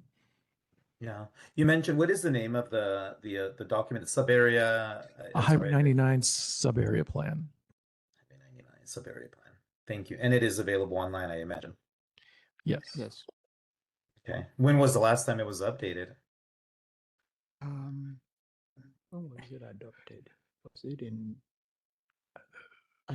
Council, I don't think we have updated it. It was adopted by the county, and we have been operating with it. I know there's some folks who have issues with it, but we have not gone back to update that. I think, as Jose indicated, that plan was developed with the business community out there and the citizenry out there, and it was also developed in anticipation that this corridor will have a BRT Before we used to call it light rail all the way to the university campus, but since then, some of the plans have changed.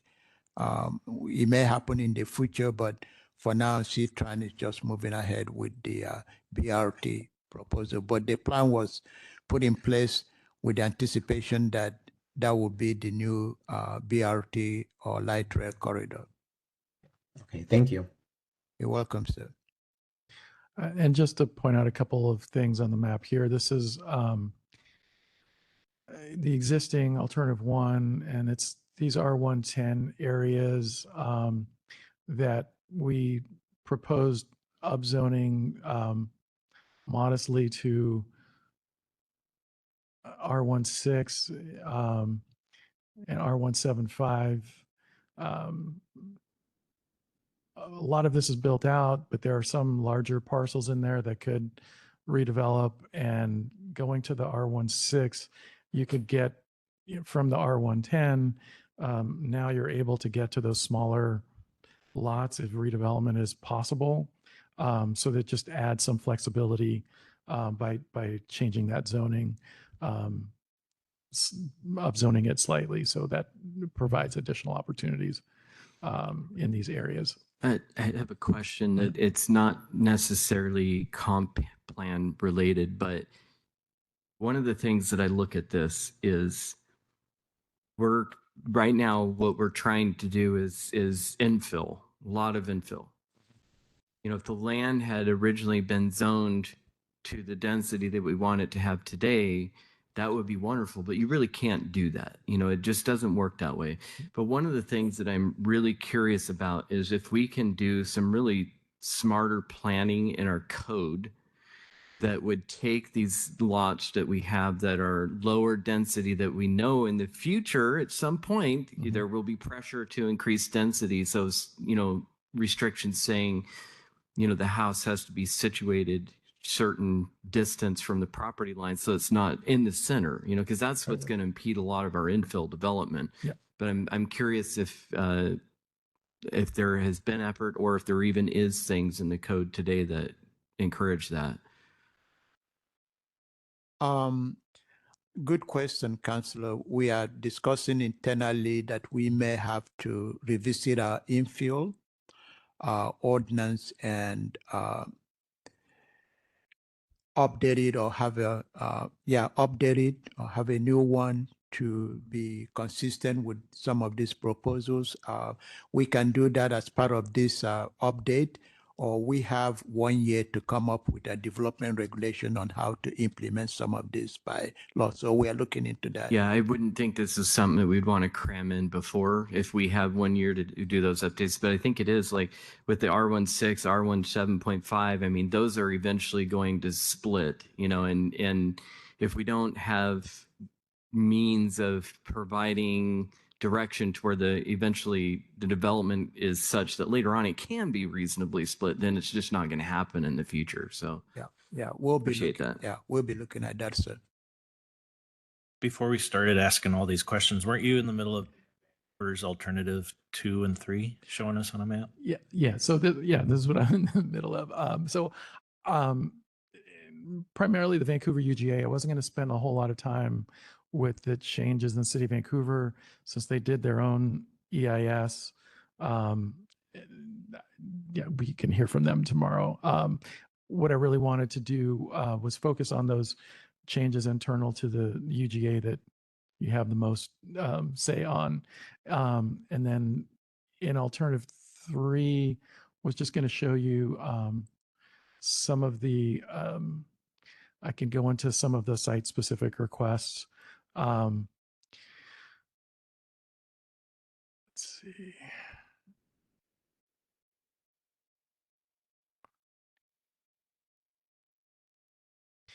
Well, all right. So let's start in the middle here.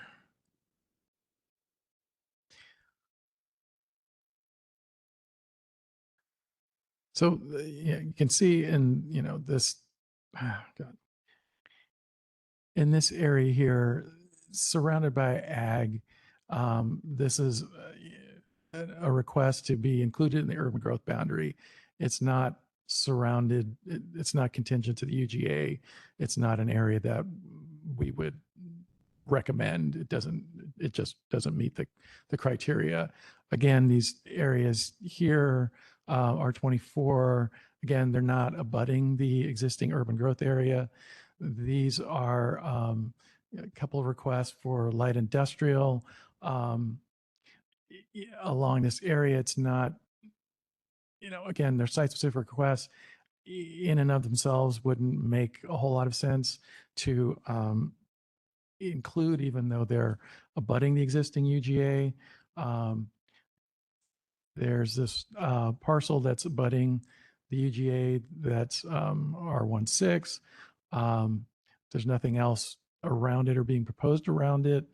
I think there's an area here that's abutting the existing UGA that's not ag. If there was a need, I think this would be one of the ones that would rank pretty high. And this is just south of 119th. I'm not sure where Oh, sorry. your point. Okay. Right there where it's R15. And I think there are two requests. One was R15. The other was probably R12. And in anticipation of that upzoning, we put it in as R24.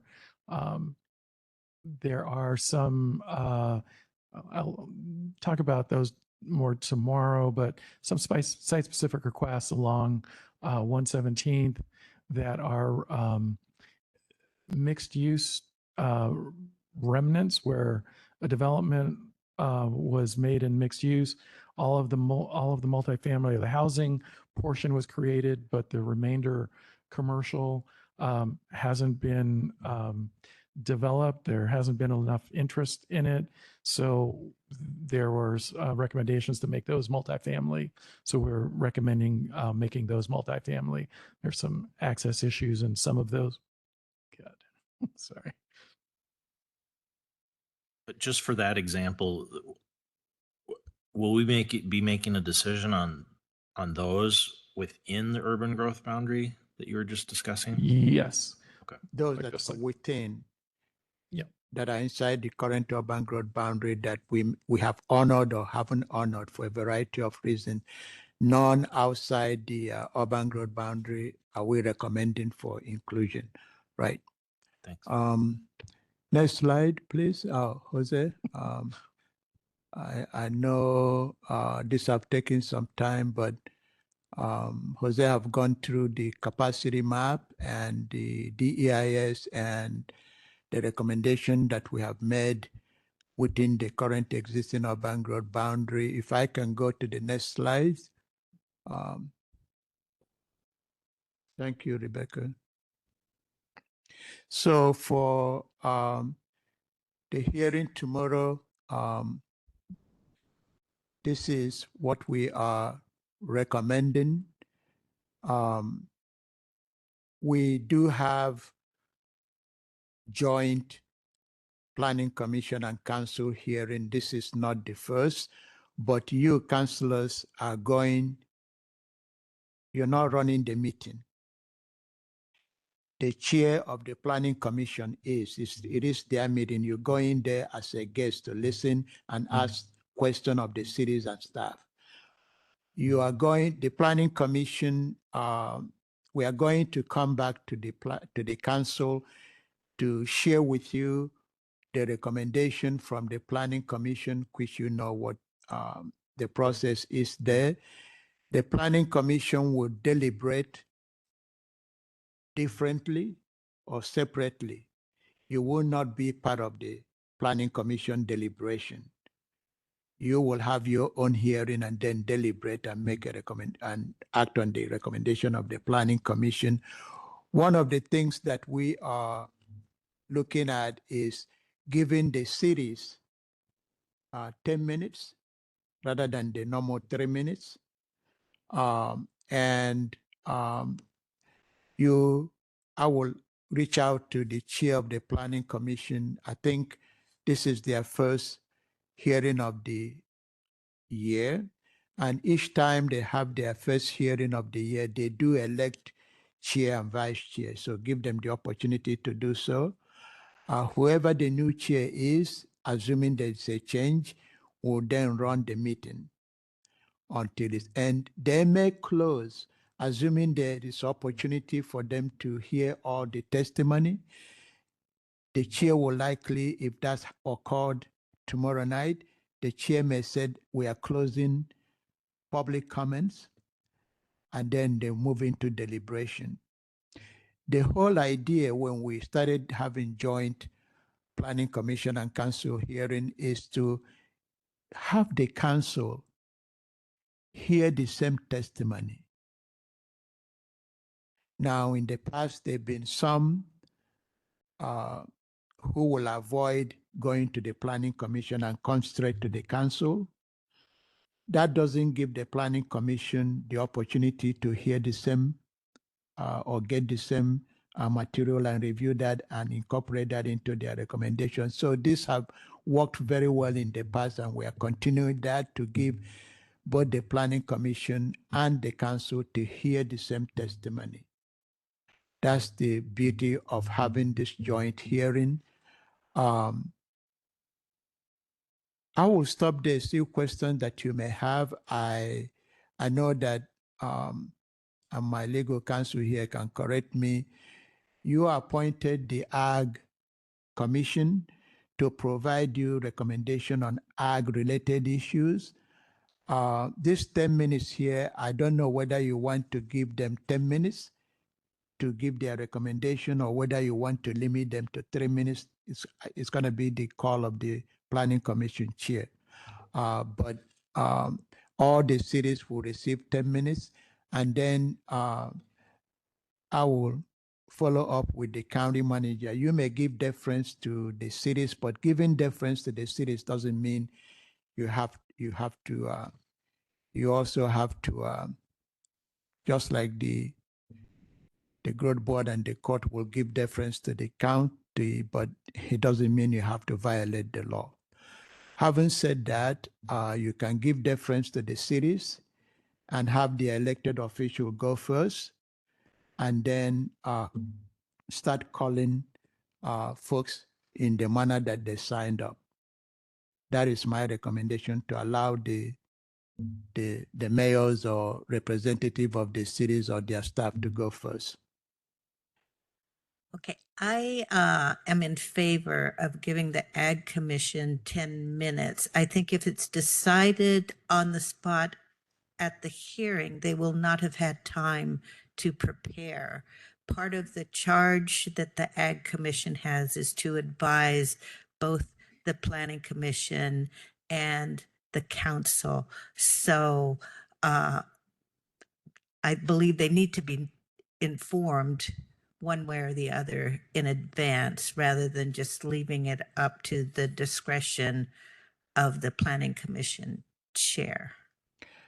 I would not disagree with you, Chair. I'm going to, I thought I'd bring it up because the 10 minutes, as I have structured this, it was just to the local jurisdictions to give them that deference.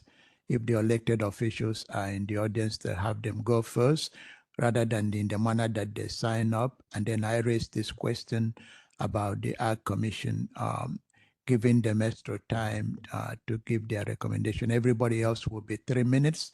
And as you know, we have a court reporter, and when you're speaking, Cindy is going to call you to announce your name and speak slowly so that she can be able to take the minutes verbatim. She's someone that have been with us since, I would say, since 94. Anyway, she will call on you to slow down and announce who you are when you're speaking or asking questions. So with that, we'll stop. This have taken a long time. We're not going to go over the staff report. We have, and I want to thank council staff, Rebecca and Michelle, the county manager, and my legal counsel here. They've done tremendous work helping us to post all the materials. It is too much, But I hope, and my expectation is that both the Planning Commission and Council have read the report to the best, or the material out there to the best that you can. It is very voluminous, and I want to sincerely thank my staff for all the work they have done. I will speak to that tomorrow at the hearing. So thank you. That is our presentation. I was kind of holding my questions and comments to the end. So, and I want to thank you and the staff. This has been a tremendous amount of work to get us to this point. I want to say Happy New Year to you, and I hope that everyone has had an opportunity to rest during. I hope you took a break because there's a load of work yet to do. But related to the joint meeting on Thursday, so it's not clear to me about the Ag Commission. Is that will that be a decision? That's uncertain to me. With your permission, I can reach out to the staff that work in my staff and public health to let the commission know that they have designated one individual to give their recommendation. So I can tell them that we should give them 10 minutes. If they need 10 minutes, If they may need not. 10 minutes, yeah. Yeah. Rod, I would appreciate that. I will reach out to my staff and let them know that they Okay. would. I will not allocate 3 minutes to them. Yeah, So and that- it is appropriate for the jurisdictions to come forward first. And I just want to clarify, there'll be no vote. This is just a public hearing, and it'll be a decision of the Planning Commission whether or not to continue a hearing or close the hearing, or how long the hearing may go. Yes. So that'll be their decision. Right. And back to some of my questions. You had mentioned that the any decisions about how to deal with the ag study or designating ag, you'll deal with that later. I think there's been expectations and hope, I think, within the ag community because of the study that there could possibly be more ag land designated. And so my question is and I understand that if that happens, then it will extend the time to complete the comp plan update. But if we're not doing it now, potentially, I'm not saying it'll be done or not done, but if there's a potential to add agricultural land, to designate some based on the criteria, and it's not done within this comp plan, when could that be brought up? Councillor, that's a very good question. I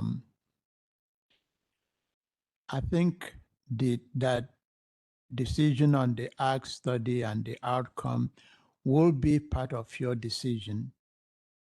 And if you so direct, and maybe our legal counsel can correct me, if you so direct that the commission that you appointed continue to do more work or continue to do something more, I believe you can make that recommendation. What I said earlier is that the consultant have followed the work criteria in completing the study. I said earlier in my comment that they did not offer an opinion, neither did they make a recommendation. Having said that, they did not identify properties that are currently designated, and I may be wrong, that should be de-designated. I made those observations. So, but it's likely that based on the recommendation of the Ag Commission, based on testimony that the Planning Commission will hear, all this is going to be part of what the recommendation they will forward to you. And you may decide, I don't know this, you may decide to have your own public hearing. We have set a date and you can take additional testimony. That's going to be your call. I don't know what our legal counsel will advise, but that's going to be your call. And what you're going to be doing is also reviewing or acting on the recommendation of the Planning Commission, which could include action on the ag study. But again, any future action on additional land that may be designated based on the study, you can ask the Ag Commission to take a look at that, or you may decide not to act on it and just say no net loss of currently designated agriculture. Those kind of, I don't know what the Planning Commission is going to recommend, but you don't want to leave yourself vulnerable. That's all I can add, and you know what I mean. Right, right. And we'll hear from the public Going to hear from tomorrow. the public as well. And then I want to thank you very much for this, for breaking down like the decision points or options here. This was very helpful. And I wonder if you have tallied up based on what you've given a yes to, how it meets the housing and jobs numbers. That would be good to see, just to compare to the options. Here's what I will add, and I know Jose is going to jump in. When a preferred plan is picked, we worked with GIS staff, or when, we work with our GIS staff to run the model, okay, to give us an idea of where we are. You can ask that be done before you make your, I don't know, but you can ask whatever the Planning Commission recommend that we do that upfront before we come to you. You can ask that, but often we run the model based on the chosen preferred to see how close we are to those county targets. That's how we do this. So, but I'm not sure whether we will have, the Planning Commission will make a recommendation to you and we can translate that into a map, okay? And boundary expansion or no boundary expansion. And we can, and Jose, correct me if I'm wrong, I think we can ask our GIS to run a model based on that, what the Planning Commission recommended, to give us an idea of where we are relative to the population target, the housing and jobs. We can run that before your hearing. Which hearing would the hearing where we're selecting the preferred alternatives? Yeah, so But it would be based on what the Planning Commission has recommended, not just what you've said yes to as a recommendation here. So I think that what we have said yes to is adhering close to the alternative 2 with certain exceptions. So I know that there are some proposed changes in the Vancouver UGA with, I think, some specific parcels where in the study area, we studied them as a higher density than we're proposing. So it's not going to be a significant difference. The other 2 things would be for the jurisdictions that, like we're not supportive of the expansions for La Center and Ridgefield. I'm not sure if they're going to have alternatives or if they'd have something different, but if that expansion is not included, we could calculate those numbers. It would be pretty close to what's shown for alternative 1 with maybe some, we can get that from our GIS, but we can see but it's not going to be too far off. Okay, but it sounds like there's still a lot of moving parts. There's a few, yes. There's a few, but yeah, I agree that we can provide you preliminary numbers based on the table that we provided you. But again, I agree with Jose. I don't know what the cities, particularly La Center and Ridgefield, what they will be proposing. Right now, we're not recommending any expansion into ag designated areas. not only to Richfield and La Center, the same is true in Commerce and the same is true in Battleground. In Battleground, the only recommendation we are making is in all two, the land swap and then they're moving towards Dollars Corner and the little piece that is on the northeast of their current UGA. That's our proposal. We didn't go through Town of Yakult. Town of Yakult, we're not proposing any boundary expansion except to recognize that they bought a property, or whether the city did, I believe it is the town, a property that is currently designated as land for jobs that they bought for a park. And then we said, because you took that action, we will allow you to expand relatively small area to the west of where they bought that property to compensate for that. But outside of that, there is again no need, given the capacity to expand the Town of Yakult current UGA.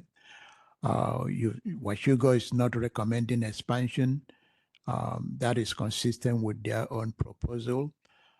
Commerce, I think we will support inclusion of the airport.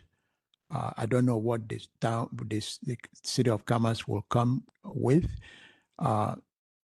Vancouver, as Chris indicated, and Jose as well, they're doing their own. We're having internal discussion with them because majority of the excess capacity is coming from the city. So who knows what they're going to be recommending tomorrow. I know that because they're acting differently for the first time, they're moving forward with their preferred alternative. So we still have some conversation to have with the cities on how we make sure that we stay within.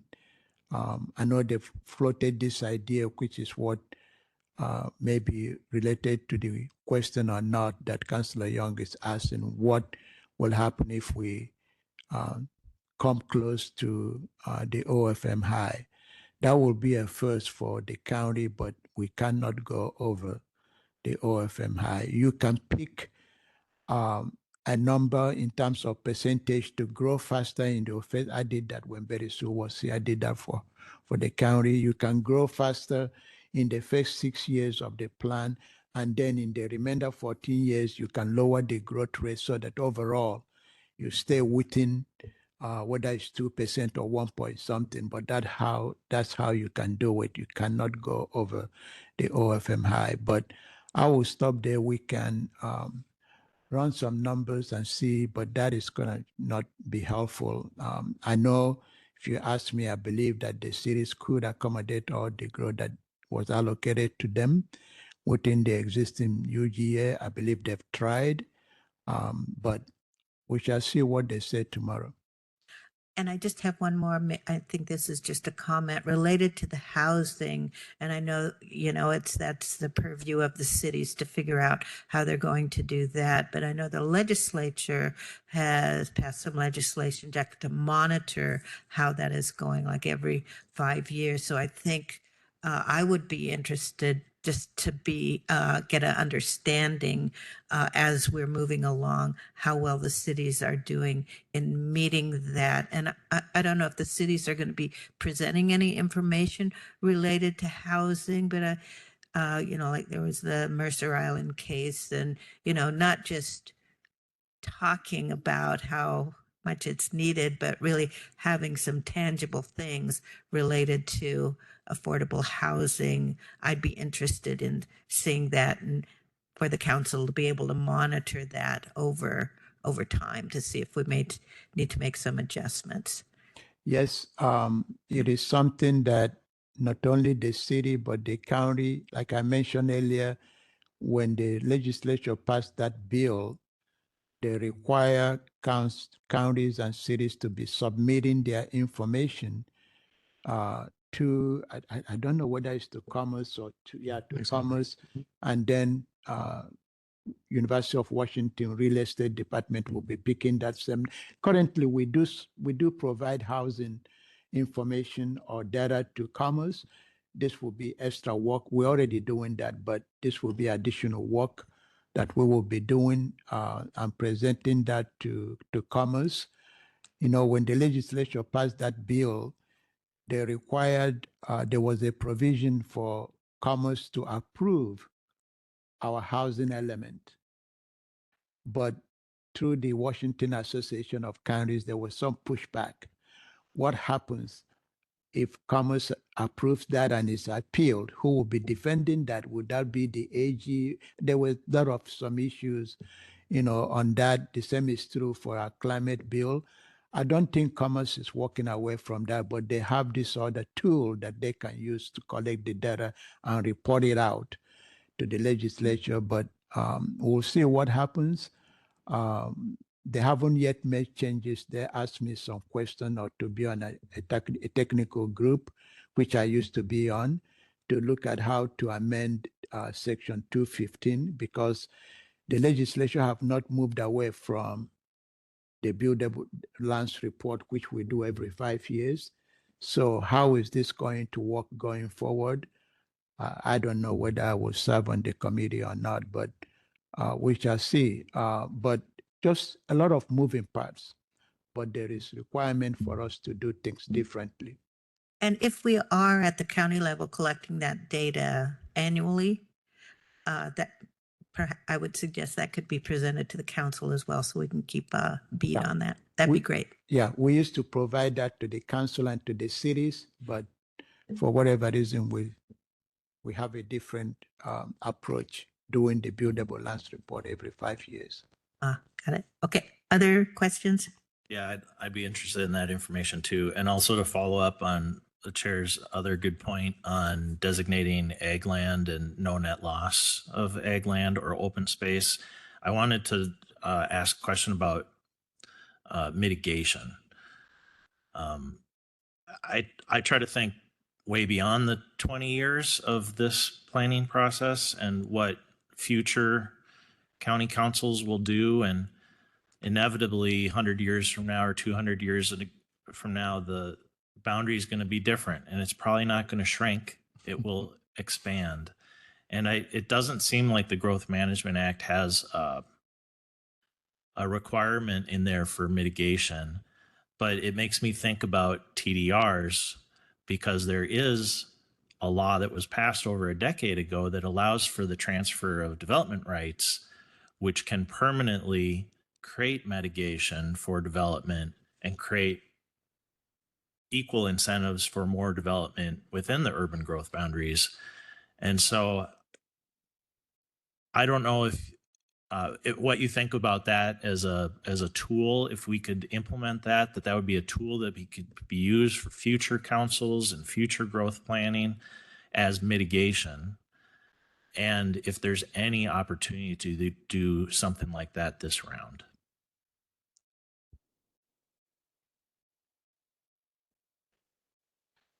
I will defer to our legal counsel. Then if I have to add anything, I will, but let me hear from our legal counsel. Counselor, that's an interesting question. I think that mitigation is more a part of the NEPA approach to environmental impacts. And SEPA, but it's not in GMA. So if we were to mitigate the loss of farmland, except as explicitly allowed in GMA, that wouldn't necessarily make that loss of agricultural land compliant with GMA.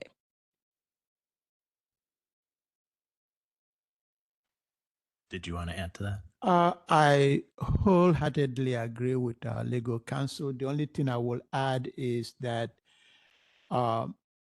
opportunity for TDR, an opportunity for purchase of development right, those are tools also that are in the GMA that local jurisdiction like Clark County can adopt. It is another way of preserving and conserving ag land. So It is something, in my opinion, that the council or can direct the Ag Commission to look into and maybe come to you and ask for funding to bring a consultant to help them. We have, and I can say I have with my staff in several occasions, advising our council to consider having even a pilot TDR program. It was all rejected, just like you're saying, what would the future council do? I recall that there were previous study looking at the viability of TDR in Clark County after the plan was adopted in '94. Didn't get any traction. Then we came back again, pushing. We had a consultant do a study for us, indicating that it is going to be feasible, and we were supposed to bring Fonterra out of Seattle area to do the work for us, but there were no 3 votes from our councillors to move that forward. So what I can say is that the opportunity is there to take another look at it, have the Ag Commission do such a work, and they can, other counties that are more urbanized than Clark County has a TDR program, which I'm sure you're familiar with. Our legal counsel here will agree with me that even the Growth Board and the court have teased the county or criticized the county, let me be blunt, for not having a TDR program. That's a fact. Yeah, thank you. Yeah, I just think it has such incredible potential. Other counties are using it with mixed success, but I think it has incredible. You can use it in many different ways, and it can create a system where you're permanently protecting an area of working agricultural lands for the long term, and that's the potential I think we could investigate more. And as you said, it's in current law. We could take it up at any time. So thanks. Chair, I have a few things here. One is I'm fully in support of giving 10 minutes for the Ag Commission and the jurisdictions. And I would honestly encourage that with the jurisdictions that we give grace, even if it goes beyond that, especially if there are questions that the council or the planning commission has for them. I mean, that can add exponentially to the time.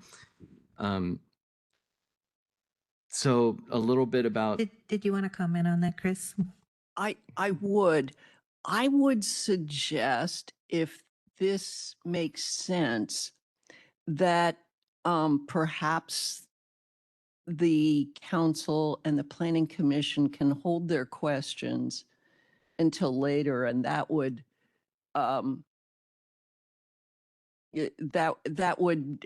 mitigate Okay. some of So the give 10 minutes unfairness of presentation related time. to eating up somebody's time with questions. Okay, so 10 minutes that they have to present, we hold our questions, and then we can ask questions, and at that time, the clock is irrelevant. Okay, Right. yeah, that seems like a good strategy for me.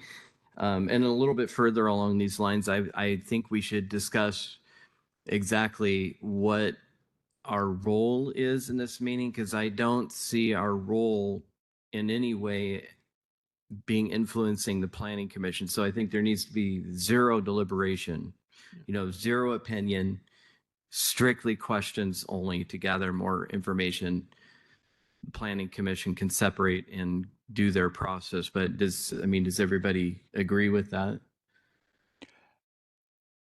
I don't know. It might be a fine line between a question and an opinion or a comment. I think we'll try to be respectful of everybody's time. Councillors, not Oliver interrupting, apologize. The council is coming to this meeting as a guest.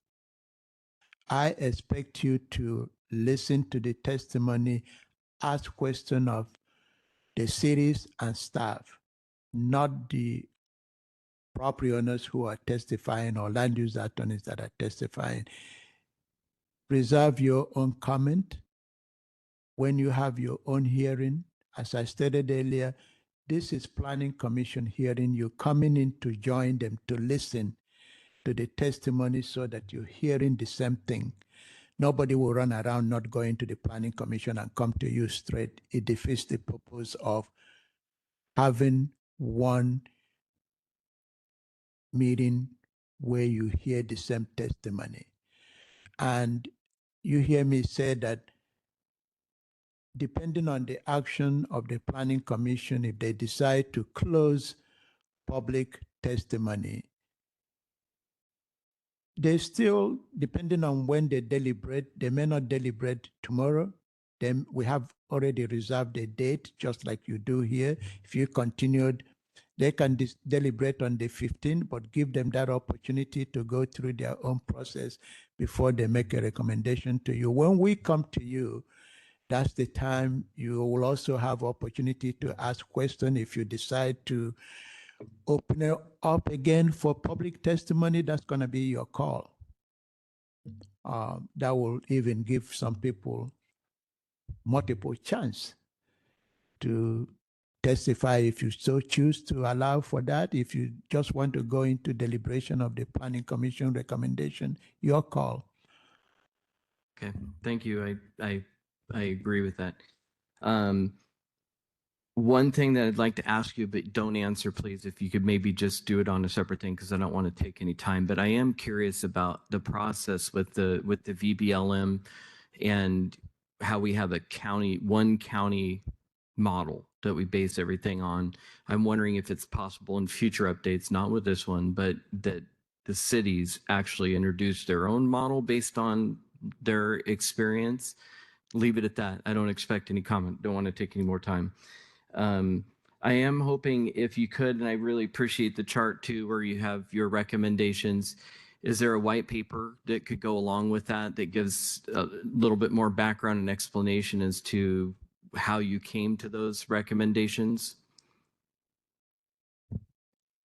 I think those recommendations were based on, I think in our staff report, we provided you the guidance for establishing urban growth boundary. And we listed all the work and RCW relative to the establishment of urban growth boundary. And we base our analysis or our yes or no also based on need. So when you cannot substantiate a need to expand the urban growth boundary, I relied on the data. And anyone watching us, looking at our own work, will rely on the same data and on the same information.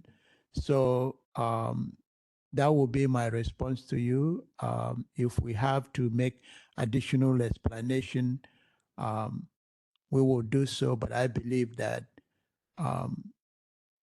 the guidance for establishing urban growth boundary, we follow that. Okay. All right, thank you.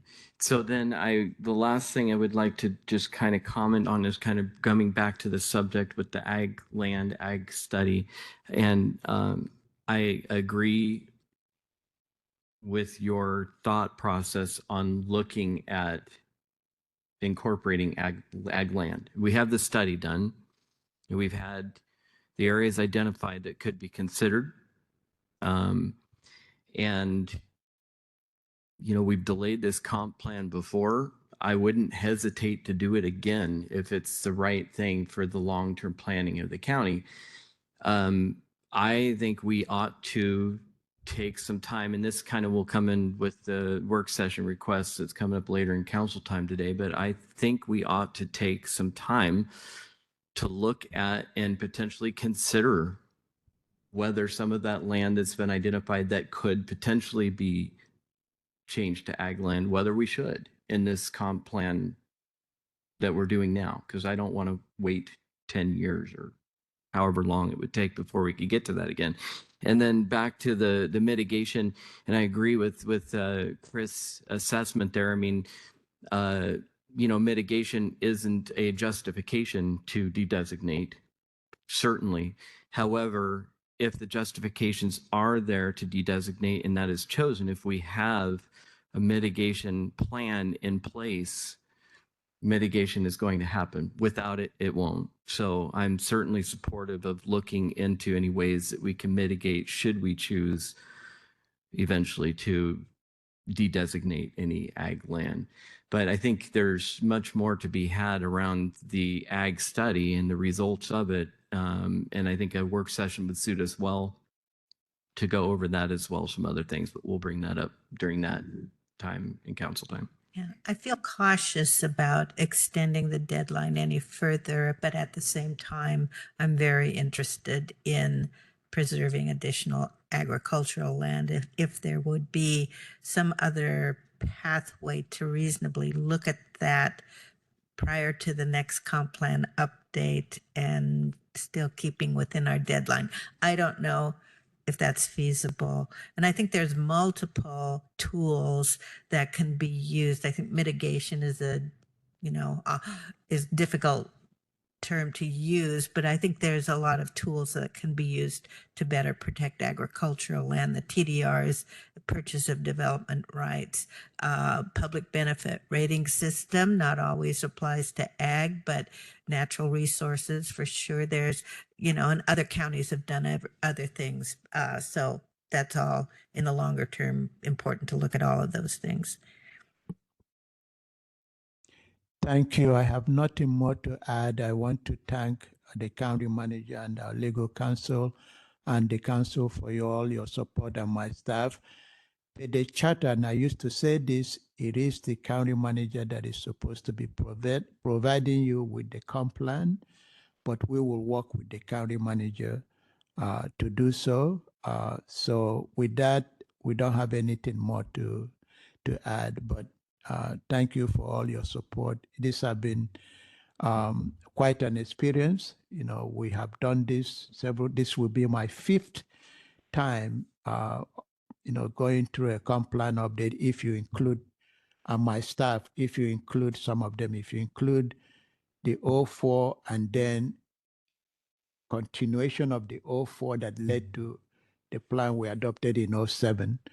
So we did 2016, this is 2025, so this will be my 5th time. I don't have any parting word at this point, but I want to thank the county for your support and the county manager and the legal counsel we have been receiving over the years and my staff. So thank you, councilors. We will have the hearing tomorrow. I'm looking forward to that, and you will hear from the cities and ask them questions. Okay, thank you very much. And I would just remind the council that there's a wealth of information to look at, and it's all very helpful, including all those issue papers. I read the ag one. That was very interesting to go through the history of how we got to where we're at right now. And also the letters from the public are streaming in. So as much as you can read, I think will help inform your decision. Thank you. So with that and without objection, I'll close this work session and see you at 1.